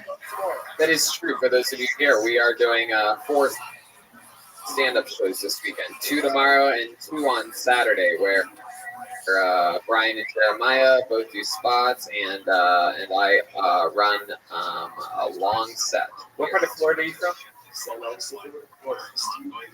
What's that? I tell you, if we ever come to Florida, man, we'll get you into that show. That's fucking great that you did that. We'll definitely get you in. We'll get you into the venue. That is what we will do. You will not have to pay for a ticket if we ever go to St. Augustine, Florida. You can go to Jacksonville. How old are you? 19 years old. My God.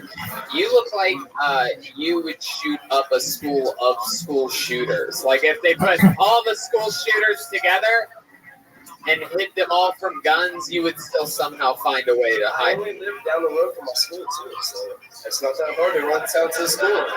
Run to my house and protect. This is called incriminating evidence. There goes cash register, ladies and gentlemen. No. What do you guys think? One more?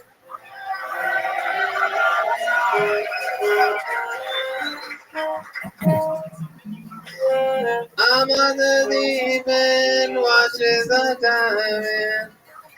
I believe. Put your hands together for your final comedian of the night, Danny Mercado.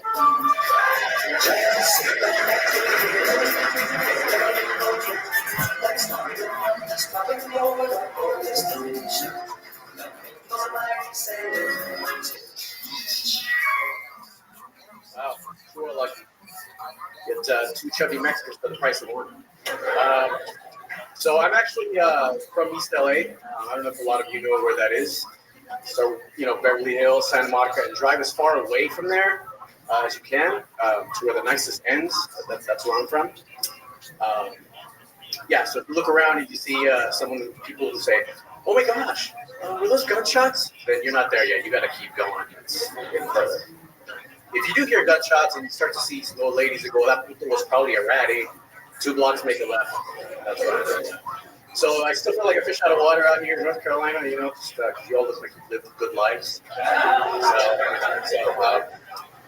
But yeah. All right. Well, I mean, if that's truly all that you got, then let's talk about it, shall we? So you wrote some good. You're from East LA. You wrote some good East LA material, and then you brought it here to Raleigh, North Carolina, to run it and see how it goes. And what are you doing here? Why the fuck? I live in Charlotte, yeah. You live in Charlotte. How long have you lived in Charlotte? And you went straight from East LA to Charlotte? No, I went to grad school in Pittsburgh. After grad school, I got hired. What'd you go to grad school for?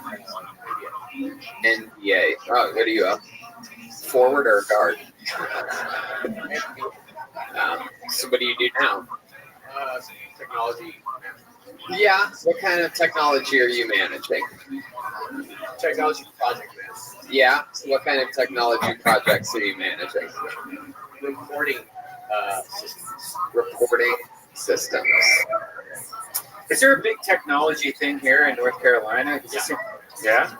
Really? I Really? would never think that. Really? Really? What the fuck kind of technology is What going kind of on? technology you got? Commodore Yeah, 64? we got Wi-Fi. Hell yeah! And you know what? You fancy little LA faggot, we ain't giving you the password either.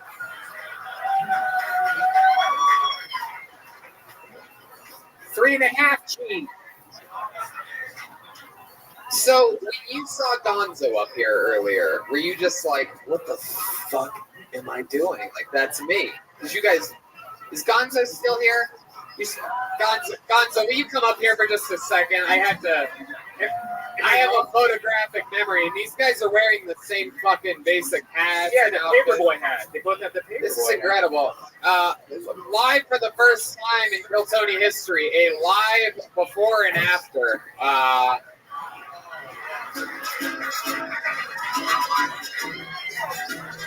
Here, do a little spin. Everybody do a spin. Wow. Hell yeah. Welcome to Browntown, everybody. This is fucking incredible. Question for Gonzo. What's it like to see your younger self? If you could tell you out of grad school anything, what would it be? How old are you? I'm 30. Oh.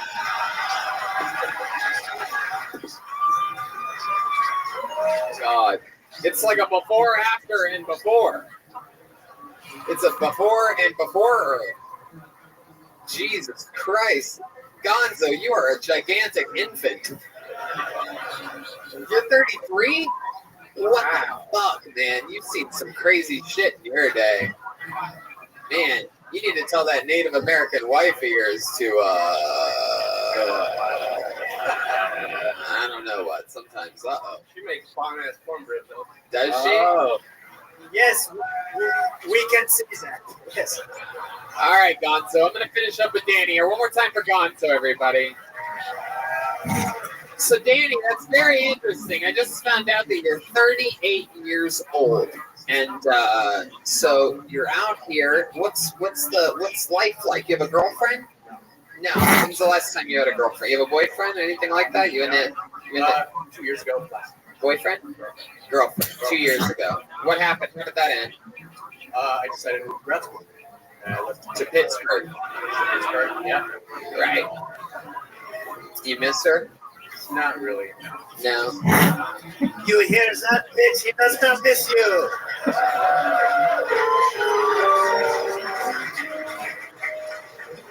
Wow. So, what do you do for fun now? Just started actually trying to do stand-up about 2 months ago. Other than stand-up, you have like a drone or something like that? I do photography. You do photography? Huh. Who do you like to take pictures of the most? I've done some portrait work, street photography. Yeah. Yeah. Huh. Danny. Mostly playgrounds. Yeah. Is that true? No. No. Stay away. Danny, what kind of car do you have? 2006 Jetta. 2006 Jetta. You're from East LA. That's where your parents are? Yes. You ever go back and visit? Yeah, we're there all the time. Who's we when you say we're there all the time? My family. Well, I'm the only one out here this east, so everybody's back in California. Everybody's back in California, so it's just you out here. You have an apartment? Yep, apartment. Just by yourself? Yeah. You have an apartment, 2006 Jetta. You work on technology project management, but you can't really be specific about what it is that you do. Well, I don't want, any employers out there. Uh-huh. Right. Man. What's USC? You did? You went to USC. You miss it, don't you? You miss California. Mexican food out here is fucking awesome. Yeah, of course it is. What are you thinking? Of course it fucking is. There are no Mexicans here. Yeah, you're it, dude. You're it. They don't even like Mexicans here, not to mention Mexican food. But then I go to Cheat Cheese once a week. Cheat cheese. Yeah, never forget. That's what we say here in Raleigh. Never forget. Cheat Cheese. Best goddamn tortilla chips. You can't find those in the grocery store. Because they ship them to the store, all the chips fucking break in the bag. Cheat Cheese has chips the size of goddamn pizza slices. That's my first Mexican food. You damn right. That's what Danny Mercado's eating. Born in East LA, now he's stuffing motherfucking Cheat Cheese. Danny, what else, man? You seem like I feel like there's something that we're not really finding out about you. Like there's like something about you that you know it would make this room explode. Like a little, you know. Also a Navy vet. A Navy vet? Wow, that's incredible. Is it an old Navy vet? What'd you do in the Navy? Radar.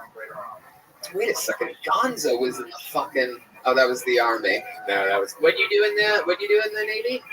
radar operator. Radar operator. Oh shit, that's a fucking. I know something about that, right? We know something about that. Hey. That's one of the 34 sound effects that we have on the show. It's often interesting. So your radar, you're a master of a radar. Do you have a good gaydar? I think so. Yeah. Right. We're going Okay. to do it with this audience right now. It's just pointing at Yeah. people saying, you gay, you gay. Let you us gay." know. We've done this before. This is a segment we call "What's Up with That Gaydar?" With Danny Mercado. Point out who you think's gay. If you want to kill, just point at me.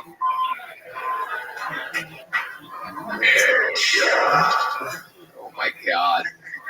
All right. Are you a gamer? You seem like a gamer. Oh. What's your favorite? What's the last thing on Netflix that you liked? Jesus Christ. This is like trying to put a gold bullion to a screen door. Not happening. Bumping Mike's Jeff Ross and Yeah, that was good. Those guys are great. Yeah. Okay. You know what, Danny Mercado? We're gonna let you go. There he goes, Danny Mercado, D Mercado J. I'm sorry, but I just don't think we can end it like that, Red Band. I think we have to do one more. And so we shall. Just a little bit something too crazy. We came all the way from LA for this. So then I end up getting here and I got a guy talking about LA. Have we had a woman up here tonight? a woman. Yeah. Let's do a woman. Funny. I should mention that because I just pulled one out. And this will end the show. Your first stand-up comedian of the night goes by the name of Caroline Smith. Caroline Smith. Here we go. Here she comes. Oh, shit. Oh, hell yeah. Caroline Smith.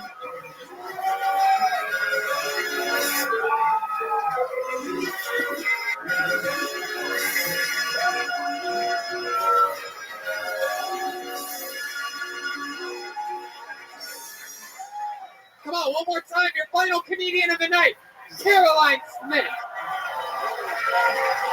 Hi. Thank you so much. Good to be here. I just had surgery, in case you were wondering why my tits are so big.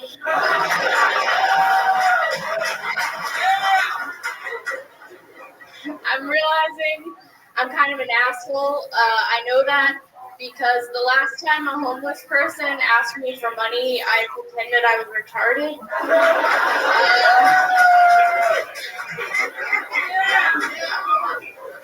I get that that's like a sensitive thing. I get that watching someone in a wheelchair use the word retarded is like watching a Hispanic person use the N-word.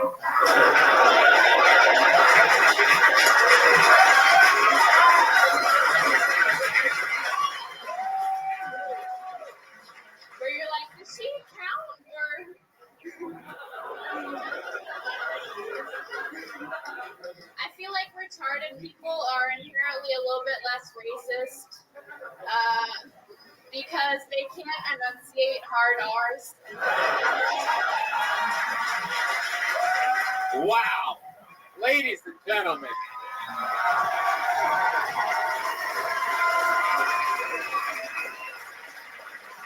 She just got a goddamn standing ovation.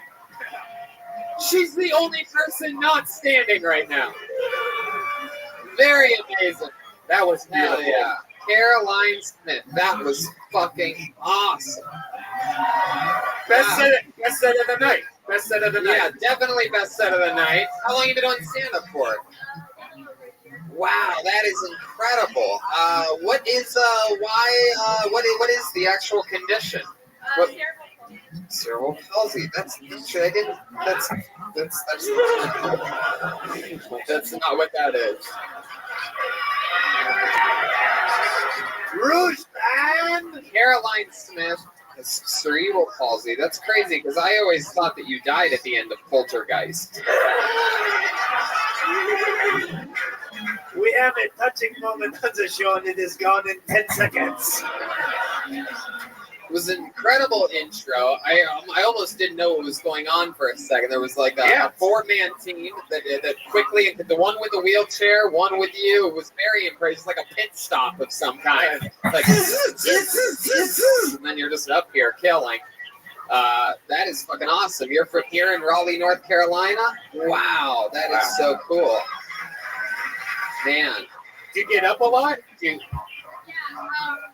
probably like 4 or 5 times a week. Wow, you're unstoppable. That's incredible. I mean, I think I don't know how they do that America's Got Talent shit or whatever the fuck, but I mean, you know, we got to figure out a way to fucking get you a shot on something because you are a very touching story. I'm so glad I listened to my gut and went back to that bucket. Yeah, definitely. Somehow was lucky enough to pull you out because I'm pretty sure there's a lot of fucking names still in this thing. But I'm pretty sure it doesn't get much more interesting than this. If you're ever in Los Angeles, you have a spot. You have a spot. There you go. There you go. On whatever show Redman's doing, not on Kill Tony, but yeah. But on some Death Squad show at the Ice House or something. No, like that. and Kill Tony. If you come to Kill Tony, No way. I don't care about her that much. We can't set a precedent like that. No, I'm just kidding. I agree. Just like with the guy in San Francisco, you have the golden ticket. Anytime you're in LA, you have a spot on Kill Tony at the Comedy Store in LA. Fucking amazing, man. Amazing. Who were those guys that helped you? Who's your team? Just friends?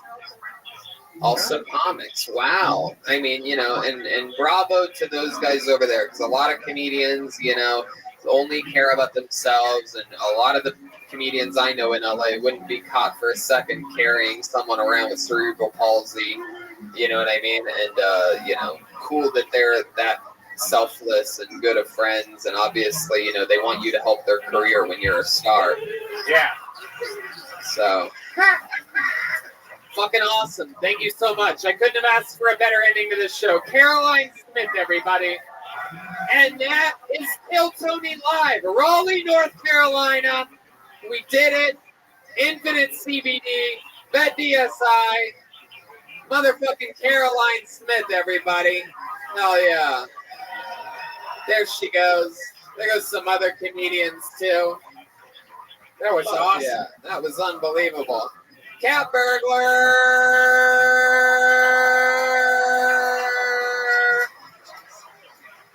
Very fun show tonight. You got to get that hair dryer back to the hotel, huh? Oh, he's got the Cat Burglar shirts available for sale. Right over there. Hell yeah. He originally stole them. He's going to be reselling them like a real cat burglar motherfucking does. Check out Cat Burglar's podcast, Jeremiah Wonders, a bunch of other fun stuff that's going on. London, England, Manchester, England, Dublin, Ireland. The world tour started tonight here in Raleigh, North Carolina. That is what an episode of Kill Tony looks like. We had a lot of good moments. We had a mom find out that her son lost his virginity in her bed. She hung up on us. We had Caroline Smith come up here and get a standing ovation from a wheelchair, which was just very powerful shit. That was beautiful. Let's not forget about Cash Register, Andrew Green, Drew Robertson, Riley Murphy, Gonzo Gonzalez, David Dalton, Benjamin Harrison, Luke Sparks. We did it, Red Band. That was amazing. Thank you guys so much. 4 shows, 4 stand-up shows this weekend. 2 tomorrow, 2 on Saturday. I'm doing a very long set. These guys are doing sets. Come watch us. Cat Burglar. I've got a new video on my Instagram on Jeremiah Stand Up or on YouTube. A Green Beret heckler hit me in the balls on stage. That's true. Watch that online now. Available. Animated. That's true. I posted one on Instagram yesterday of me having to own a table of drunk ladies at the Irvine Improv. And, these audience members think they can come for the throne, Cat Burglar. I don't know what's going on. Yeah, I underestimating us. Thank you, guys. Rowley, thank you so much. Have a great night. We love you.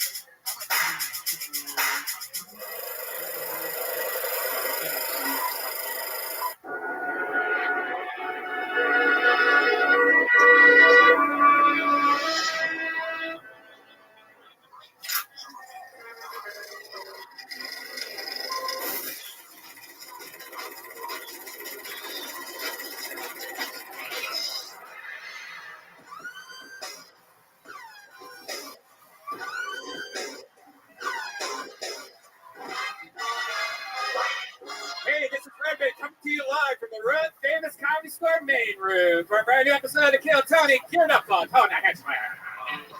Hello, everybody, and welcome. Brian Redband's here. Hey. We're live. Kill Tony on a fucking Monday. You guys excited? You're the #1 live podcast in the world. Damn it. Hell yeah. It's exciting. Hello to the many, many people watching live at YouTube right now and the official Kill Tony YouTube site, streaming live globally, which is a good thing because we travel a lot. We just had an amazing sold-out show in Raleigh, North Carolina. Unbelievable fun there. And we're taking it all over, like 26 next Saturday. We're doing it at Stand Up Live. We're going back to Phoenix, Arizona, which is very exciting. And then February, we're going to Dublin, Ireland, Manchester, England, and London, England. That's February 14th, 15th, and 16th. Kill Tony live in Europe. And then I stay in London for 5 or 6 nights. I'm doing stand-up by myself at the Soho Theater, February 18th to the 23rd. And then Kill Tony's in Philadelphia, Pennsylvania for the first time ever, March 21st. And then we do a whole weekend of stand-up comedy there at the Helium Comedy Club in Philadelphia, Pennsylvania. Oh yeah, next Friday, before that Kill Tony show, I'm doing a Friday night show at the new stand-up Copper Blues Live at the Desert Ridge Marketplace. So if you're listening to the show out in the desert of Arizona, that's where I'm going to be next Friday. There for the Royal Rumble weekend. Should be exciting. With my buddy's annual pro wrestling silly event that we go to and have a blast at. Anyway, what's that? Ryan J. Evel's here. It's drawing tonight's episode while you all sit there doing less than nothing.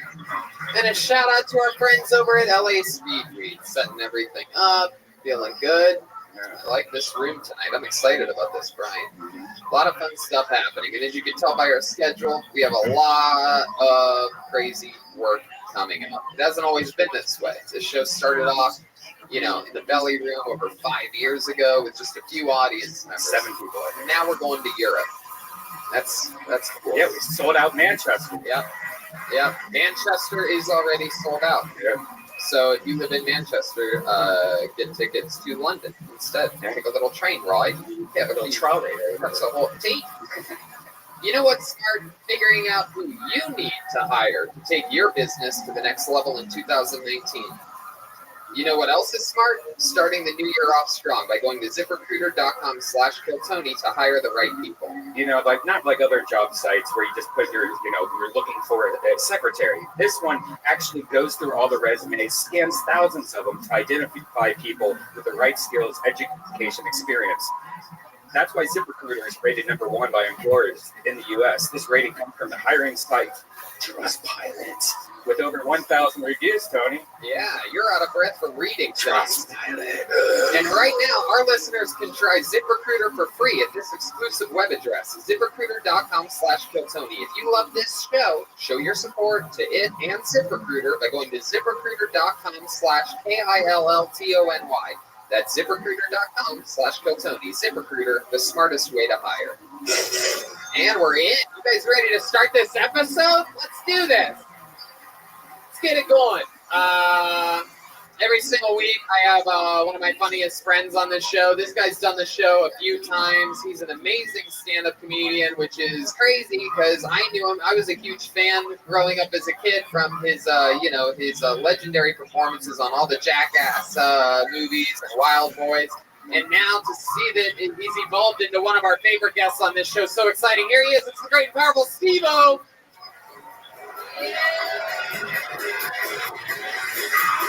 He's back.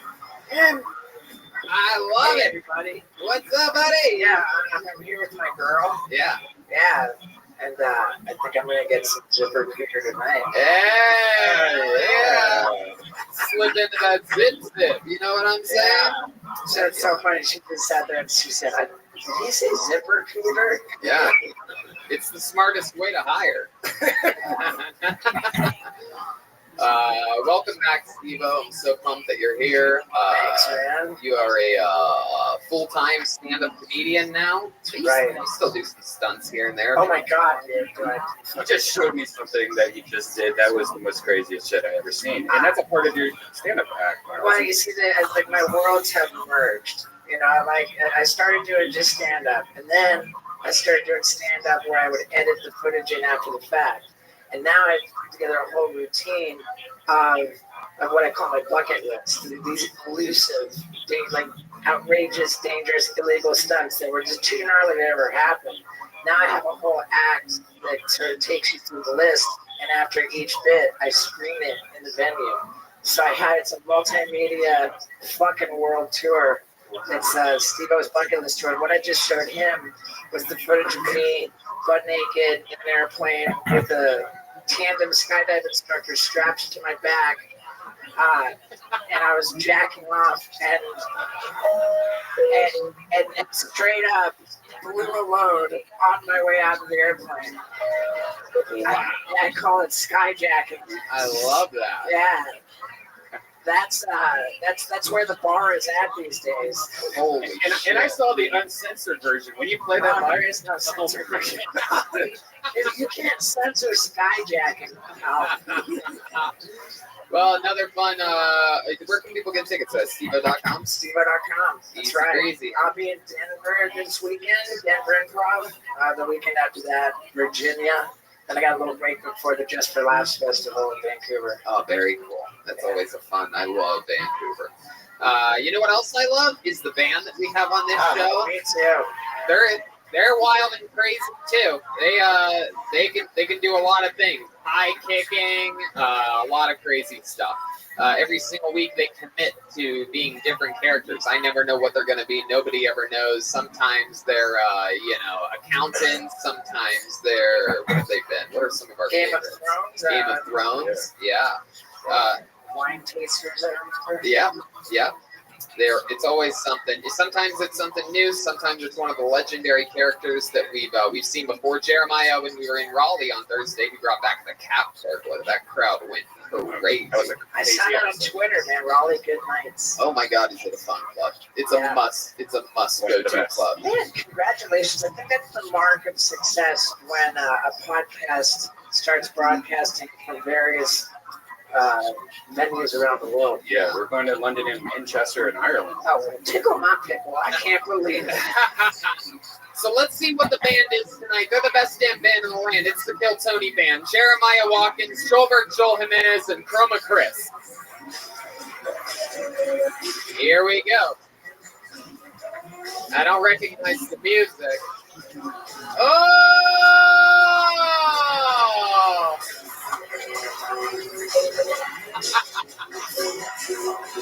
Wow, look at this. Oh my goodness. Wow, look at this. They're all gay men tonight. No, I'm kidding. They're construction workers, everybody. Am I right, Jeremiah? Name's Bologna Pete. Bologna Pete. Because my wife makes me bologna sandwiches every day. Hey, Bologna Pete. I like that. Jeremiah's Bologna Pete. Full construction. And a little behind the curtain, was that we built this city? Because that's what we said. Didn't sound like it. It didn't sound like it all, so it sounds like we're didn't. part of YMCA or something like that. Yeah. We built this city on rock and roll. We have Jeremiah as a Bologna Pete. Bologna Pete. Let me write that down. And Chroma Chris is here, and then we have Joelberg back there, who I mean, pretty much looks like he's about to start building that wall. Big Job's a job, dude. What's your name? My name is Jonathan Rodriguez. I'm on medical leave right now. I can't operate heavy machinery thanks to LA Speedweek. Oh, there you go. Another Speed Week drop there. I fucking like it. All right, well, we're in. Steve-O's about to leave, I do believe. He's just decided to leave right now. He thought that was it. The band comes out, and that's the end of the podcast. Nah, I was just checking out the technical equipment that Red made. One of the cool things that I've noticed about you is that you're always interested in that stuff, and you know how to edit actual things. Yeah, and, when we went to your house, you were like just in the Final Cut Pro, just doing all the Premiere. But these are just, Whoa. yeah. I just ordered a camper van, and my intention is to have a camper van that operates as a traveling podcast studio. And I'm intrigued. Jesus, Jonathan, what the We fuck? went from jackass to jackhammers. All right. Whoa, all right, Joelberg. I think we can all say build that firewall, you know what I'm saying? That's a great idea, man. Having like a traveling like podcast Right. studio. Yeah. Right. I mean, I think it's fucking great. Man. We'll, And that looks like small, like space. Yeah, I take this all on the road on carry on. Yeah, that looks like fucking really tiny shit. But in any case, let's get it going. let's get it.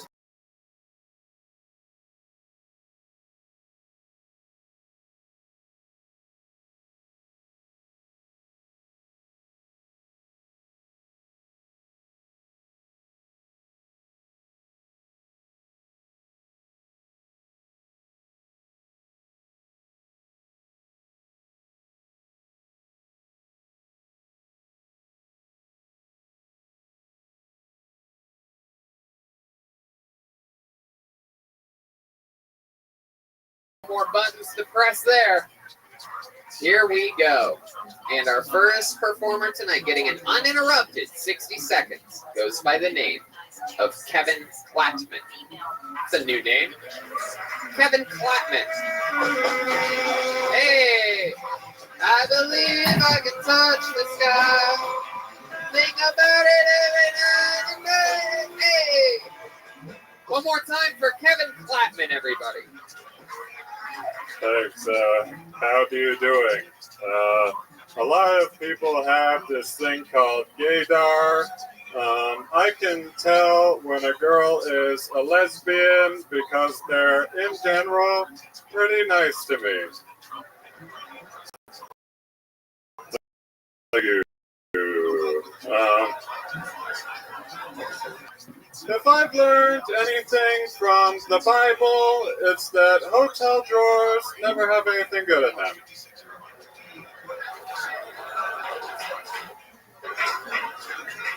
Thank you. I like to go to college parties so I can call the cops, so I can warn everyone, so I can be the hero.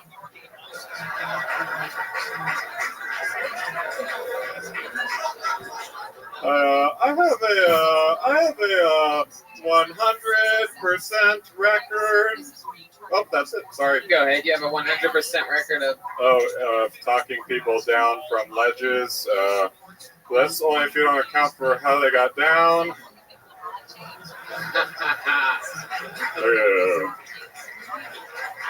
Kevin Plattman. Wow. Wow. Very, very funny. What a great way to kick off the show. Very hard to get that many hard laughs in a minute.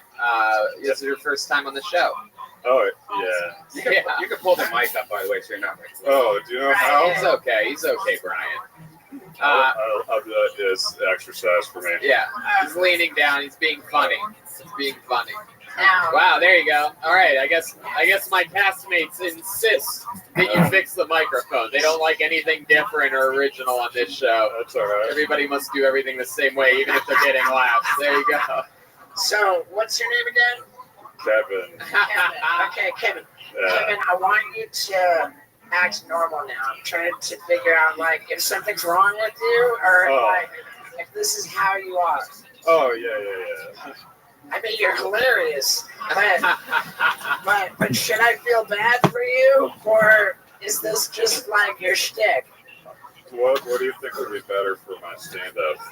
I would say this. Acting normal. Say that. Acting normal. There's something wrong with me. Then. Okay. I don't know. I thought you did. I don't think you need to act like have a real. Yep. Okay. Good. Man. Kevin, how long have you been doing stand-up? 5 years. Yeah. Now, Where, from where? Denver, Colorado. Denver, Colorado. That makes sense. Big comedy town. They breed a lot of the best, a lot of the comedians nowadays who work with Wendy out there at the Comedy Works. Oh, yeah. Yeah, of course you do. It's a big club there. Yeah. Baloney Pete, you okay? Yeah, boy, he has a voice. Yeah, go ahead, Baloney Pete. Hey, Kevin, every time you have an orgasm, you're like, thank you. Good question. Yeah. I just wonder what's going on when I do that, but yeah. How old? 24. 24 years Yeah. old. I fucking love it. So you started at what? 19? Yeah, 19. That Yeah. is so cool. What did your parents think about that? You starting comedy at 19? You dropped out of college, or did you finish? I did finish. Yeah. I finished college. What did you get a Yeah. degree in? Marketing. I thought I'd have a knack for sales. What are you selling? What? Have you ever sold anything? I worked at Target. Hell yeah, dude. I sold the first red card once, and I got a gift card to the Starbucks in the Target. And that's not really that impressive on a resume, it turns out. It's true. It's not that impressive on a resume. So what's it like being 20? How long have you lived in LA? A week. A week? Yeah. You live here now? Did you just move here? Yeah, a week Wow. ago. Wow, this is so cool. Yeah, I know. It's always exciting. Yeah.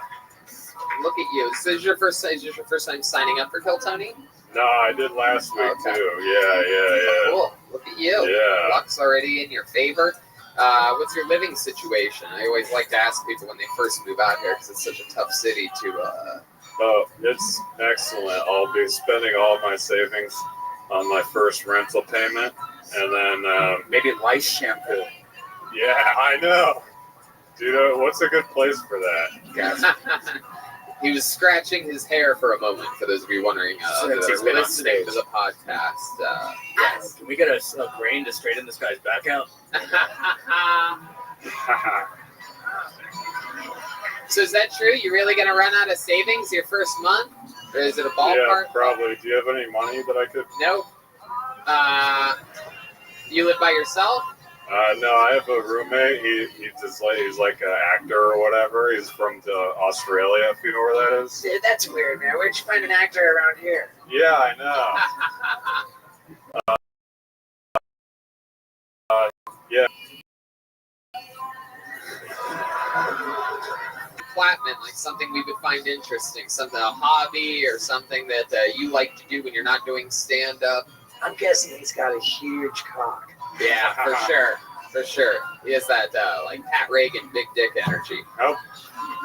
What's a big size? I mean, I don't know. They say feet and nose is an indicator, and I don't know. I just get a big cock vibe. and if it goes, You know what? Not only do I think this guy has a giant dick, I also think that he has a lot of pubes as well. I feel like you have a gigantic bush. man, Really long balls, like I Ari took care Shaffir of that. balls. Oh, no. Wait, what's happening? Oh, Figured it out last David. night. Wow, Yeah, look at thank you. that. God damn. Yeah, you should have seen what I was packing. It was a real afro. Before I did construction, I did landscaping. Oh, Jonathan Rodriguez. What was that answer about you, Kevin Clapman, when not doing stand-up? I play golf. I'm a scratch handicap golfer. If Really? You know those. Yeah. So you're a top-notch, basically level golfer. Oh yeah, I'm definitely on the notches. Hell yeah. I fucking like your And style. on the spectrum. My doctor said I was off the charts, so I couldn't tell if they were kidding. But yeah, Well, Kevin, I mean, you know, just fucking keep doing what you're doing, dude. You're doing it, man. You're funny. Your responses are funny. Everything about you is funny. So funny that it's making I feel like some people very uncomfortable up here. oh sorry. Is this? Yeah. You too, by the way. Thanks, Kevin. Thank you. Yeah. And there you go. The show has started with Kevin Clapman, everyone. He's on Twitter at Kevin Clapman. That's Klatman. I believe I can touch the sky. Quick question. Yeah, go ahead. All right, quick question. I see that. I mean, this room has just exploded. I mean, it's fucking filled main room. Yeah. I mean, the rate of ascension. I mean, the meteoric rise of this show, the way that it's blowing up. You're traveling the fucking world now. Does that mean that the level of performances we're seeing are getting better? And No. Don't let Kevin Clapman confuse you. Yeah. How many of you are fans of this show because you like to watch comedians do good? How many of you are fans of this show because you like to watch comedians bomb? See that? Wow. Angry crowd. For a Monday night at 8:30, those are pretty big responses right there. All right. Rainy day. By the way, thanks to everyone here that's made it tonight for coming out on this extremely rainy, full Los Angeles day. I know a lot of you had your Netflix calling you from across the room. And you made the right Bandersnatch decision in coming here tonight. Pulled another name out of the bucket. Your next comedian goes by the name of Jacob Calley. Jacob Calley. Oh, wow. Right, I know right this there. guy. Oh, yeah. Jacob Calley, ladies and gentlemen. So, Hurricane Harvey, Houston, Texas, there was a large spike in newborns named Harvey. Like, why would you name your kid after a natural catastrophe that cost billions of dollars? It's like, why would you name your kid, the Trump administration? So, no, you're holding your baby, like, oh, what a cute little baby. It's like, yeah, he's a Harvey baby. It's like, Weinstein's kid? It's like, no, from the hurricane. And it's like, why would you name your kid after the O.J. Simpson's glove? Or, like, one of the Kool-Aid flavors from the Jonestown Massacre. It's like, hey, Greg Kool-Aid. Oh, yeah. Yeah. It's like, no. Oh, no. It's like, where do you go to extrapolate to name your kids after these catastrophes? It's like, how do you explain that? And you're like, hey, how did you come up with your names? You're like, well, did you Okay, go ahead. I want to hear. I want to hear what all this build-up's about. Go ahead. Okay, so I got my name.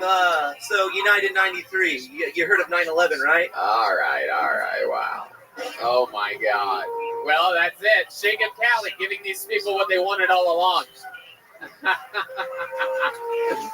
Steve-O, does this answer your question? I think so. Jacob Now, Talley. I want to maybe pull the curtain a little bit. I'm familiar with this guy. Oh. Going way back, right? Like, Is he the guy that was strapped to your back while you came while jumping out of an airplane?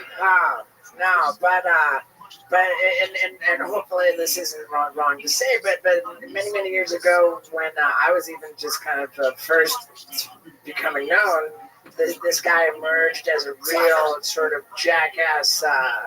One of the kids that didn't listen to the warning, Oh, So really? he had his own little stunt deal. What the hell? Oh yeah, what the hell? The stunt crew. You can still buy it in skate shops in Houston. That's great. And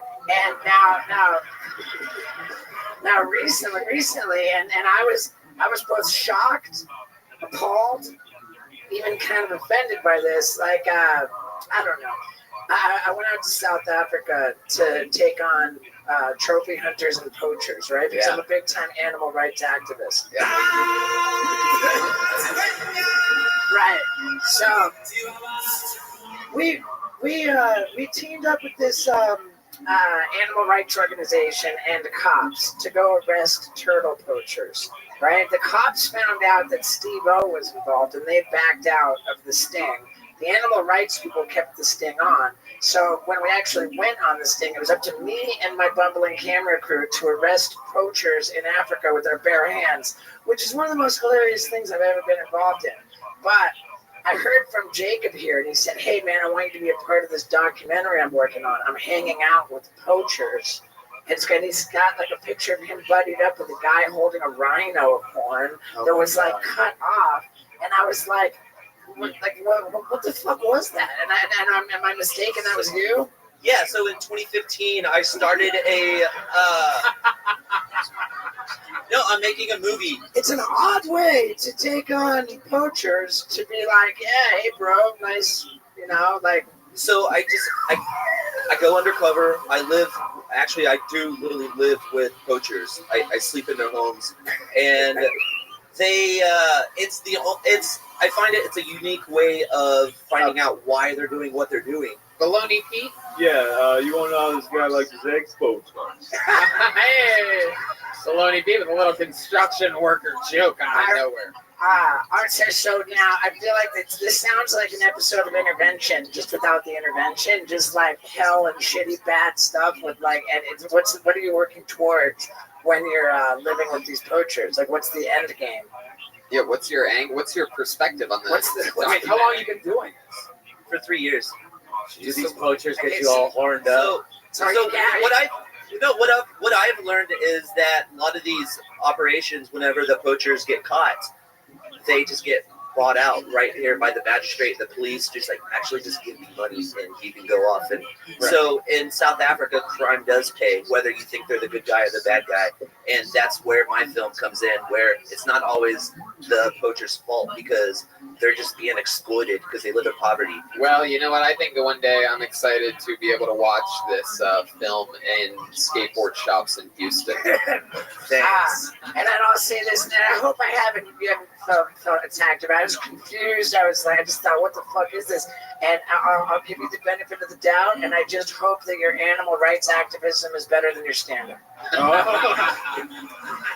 Jacob, is that the first time you've ever done stand-up? I haven't done stand-up in 10 years. 10 years? Yeah. This is your big return? This is actually my first time. Where'd you do it 10 years ago? In Houston. How'd that go? At the skate shop. Everything he does. No, I opened up for Neil Hamburger, and then it was just like a one-off. And I just stopped. Wow. There you go. I don't want to know if Brian's sad that that's where all his rhino boner pills are coming from. Are you sad? I'm not sad because I got forhims.com. That's right. Promo code Kill Tony. Any crazy stuff ever happen when you're staying with these poachers? You ever wake up and they're standing over your bed, or you wake up and you're standing over their bed, or anything? I had a camera guy follow me, filming my work, and I had a meeting with a kingpin.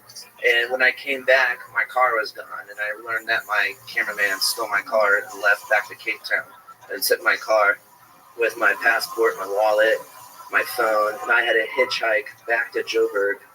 Joburg, he's right here. Hey. I got left out in the bush. So It's big. Wow. Yeah, me too, dude. So, I mean, if we're still on the subject, like you're gathering evidence against these guys, and when are you gonna?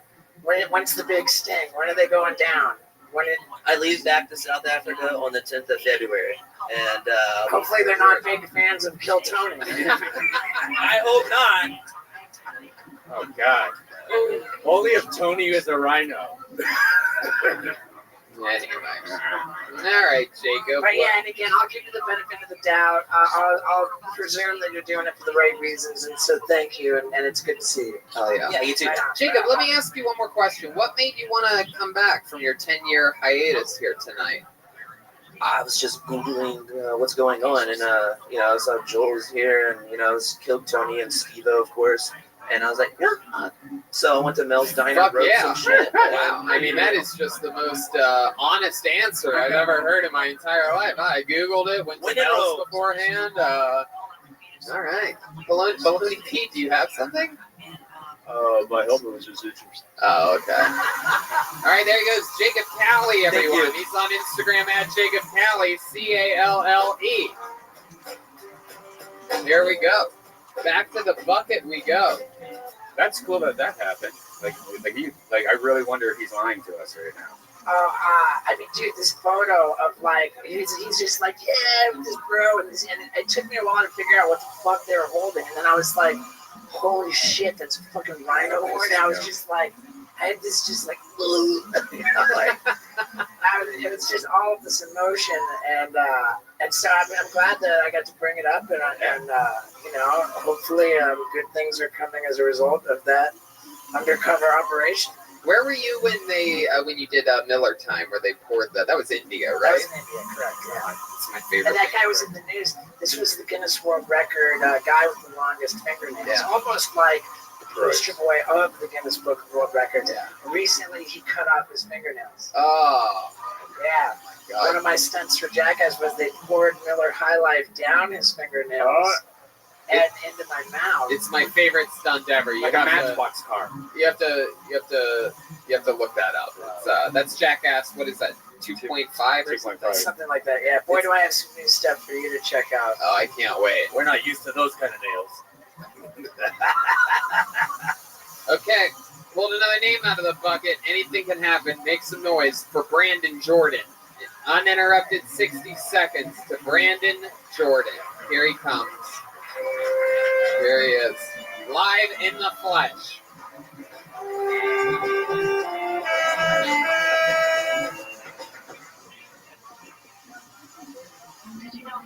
What's up, everybody? What's up, man? I just got back to LA. I was going home to visit Detroit. That's where I'm from. Anybody ever been to Detroit? What y'all cheering for? It's like 17 degrees down out there. Hate that shit. When I got there, though, I ended up running into one of my ex-girlfriends. And I understand this, fellas. Why is it that when a woman don't mess with you no more, everything everything you do from now on is little to them? Ran into my ex-girlfriend, we talking. She's like, well, Brandon, I heard about you. Heard about the little things you got going on. Heard about the little competition you won, little $10,000. Heard about the little TV role that you got coming on TV. You doing little things with yourself. I'm like, all right, bitch, okay, that's cool. That's all right. But when a woman loves you, she'll make it times 10 to everybody, no matter what you do. I'm like, okay, what's up with you, girl? She like, nothing. My baby daddy, he doing good things now. He only went to jail 2 times this year. Oh, shit. All right, Brandon Jordan. Was there an end to that? Was there something coming? You want to finish it? Okay. You know it's a 1 minute spot, right? Yeah, I know. Brandon Jordan. It was that was, if I could say so myself, that was a very fast minute. I looked over and I couldn't believe it, but that's regulation. That's a regulation minute and a little minute. Yeah, it was. Something I found interesting was your method there. You talked about going to Detroit. You gave us a weather report. Talked about how Detroit, which is north and equal to the Great Lakes, it's basically southern Canada. And you told us It that yeah, it is. And you It told us that it is. We are in January, and the weather is cold there right now. Yes, it's very cold. And then we got into the Very humidity. cold. Yeah. Yes, exactly. And you segued that into since you were home and it was so cold, you saw your ex-girlfriend and you bragged about every accomplishment you've ever done before. You went, What did you win $10,000 for? that was my next question. Oh, for a competition. What kind of competition? A comedy competition. Oh, comedy. Yeah, where's this comedy competition? Because I'm gonna go win $1 billion. Yeah.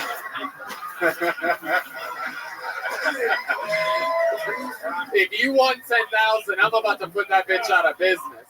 Oh, yeah. Jeremiah Baloney Pete. What show do you have coming out? Oh, no, that's just made up. Oh, you got it. We're still working on that. All right. Where was this comedy competition? Amir? Why would he pay himself $10,000? Sure, I wish I could pay myself $10,000. I'll tell you, the way that you walked up to the mic, I felt like you really exuded confidence. I saw the way he's working with the mic stand. Like he knows how a mic stand works. Honestly, it really when he got to that mic stand and started making the adjustments, I wish he just pulled a Kevin Clapman and just sort of like punched down. It was so annoying, that 7 seconds of. I only said he looked confident walking up to it. Once he got to the thing, it was a disaster. Yeah, it was. You got to go hard left grip and turn that bitch, just whatever it takes. So, and then, so you talked about what you've done. Well, you know what? I'm going to force an answer out of this one. All three of us have asked it. I'm going to force an answer. Where was this comedy competition for $10,000? What was It was at the skate shop in Houston.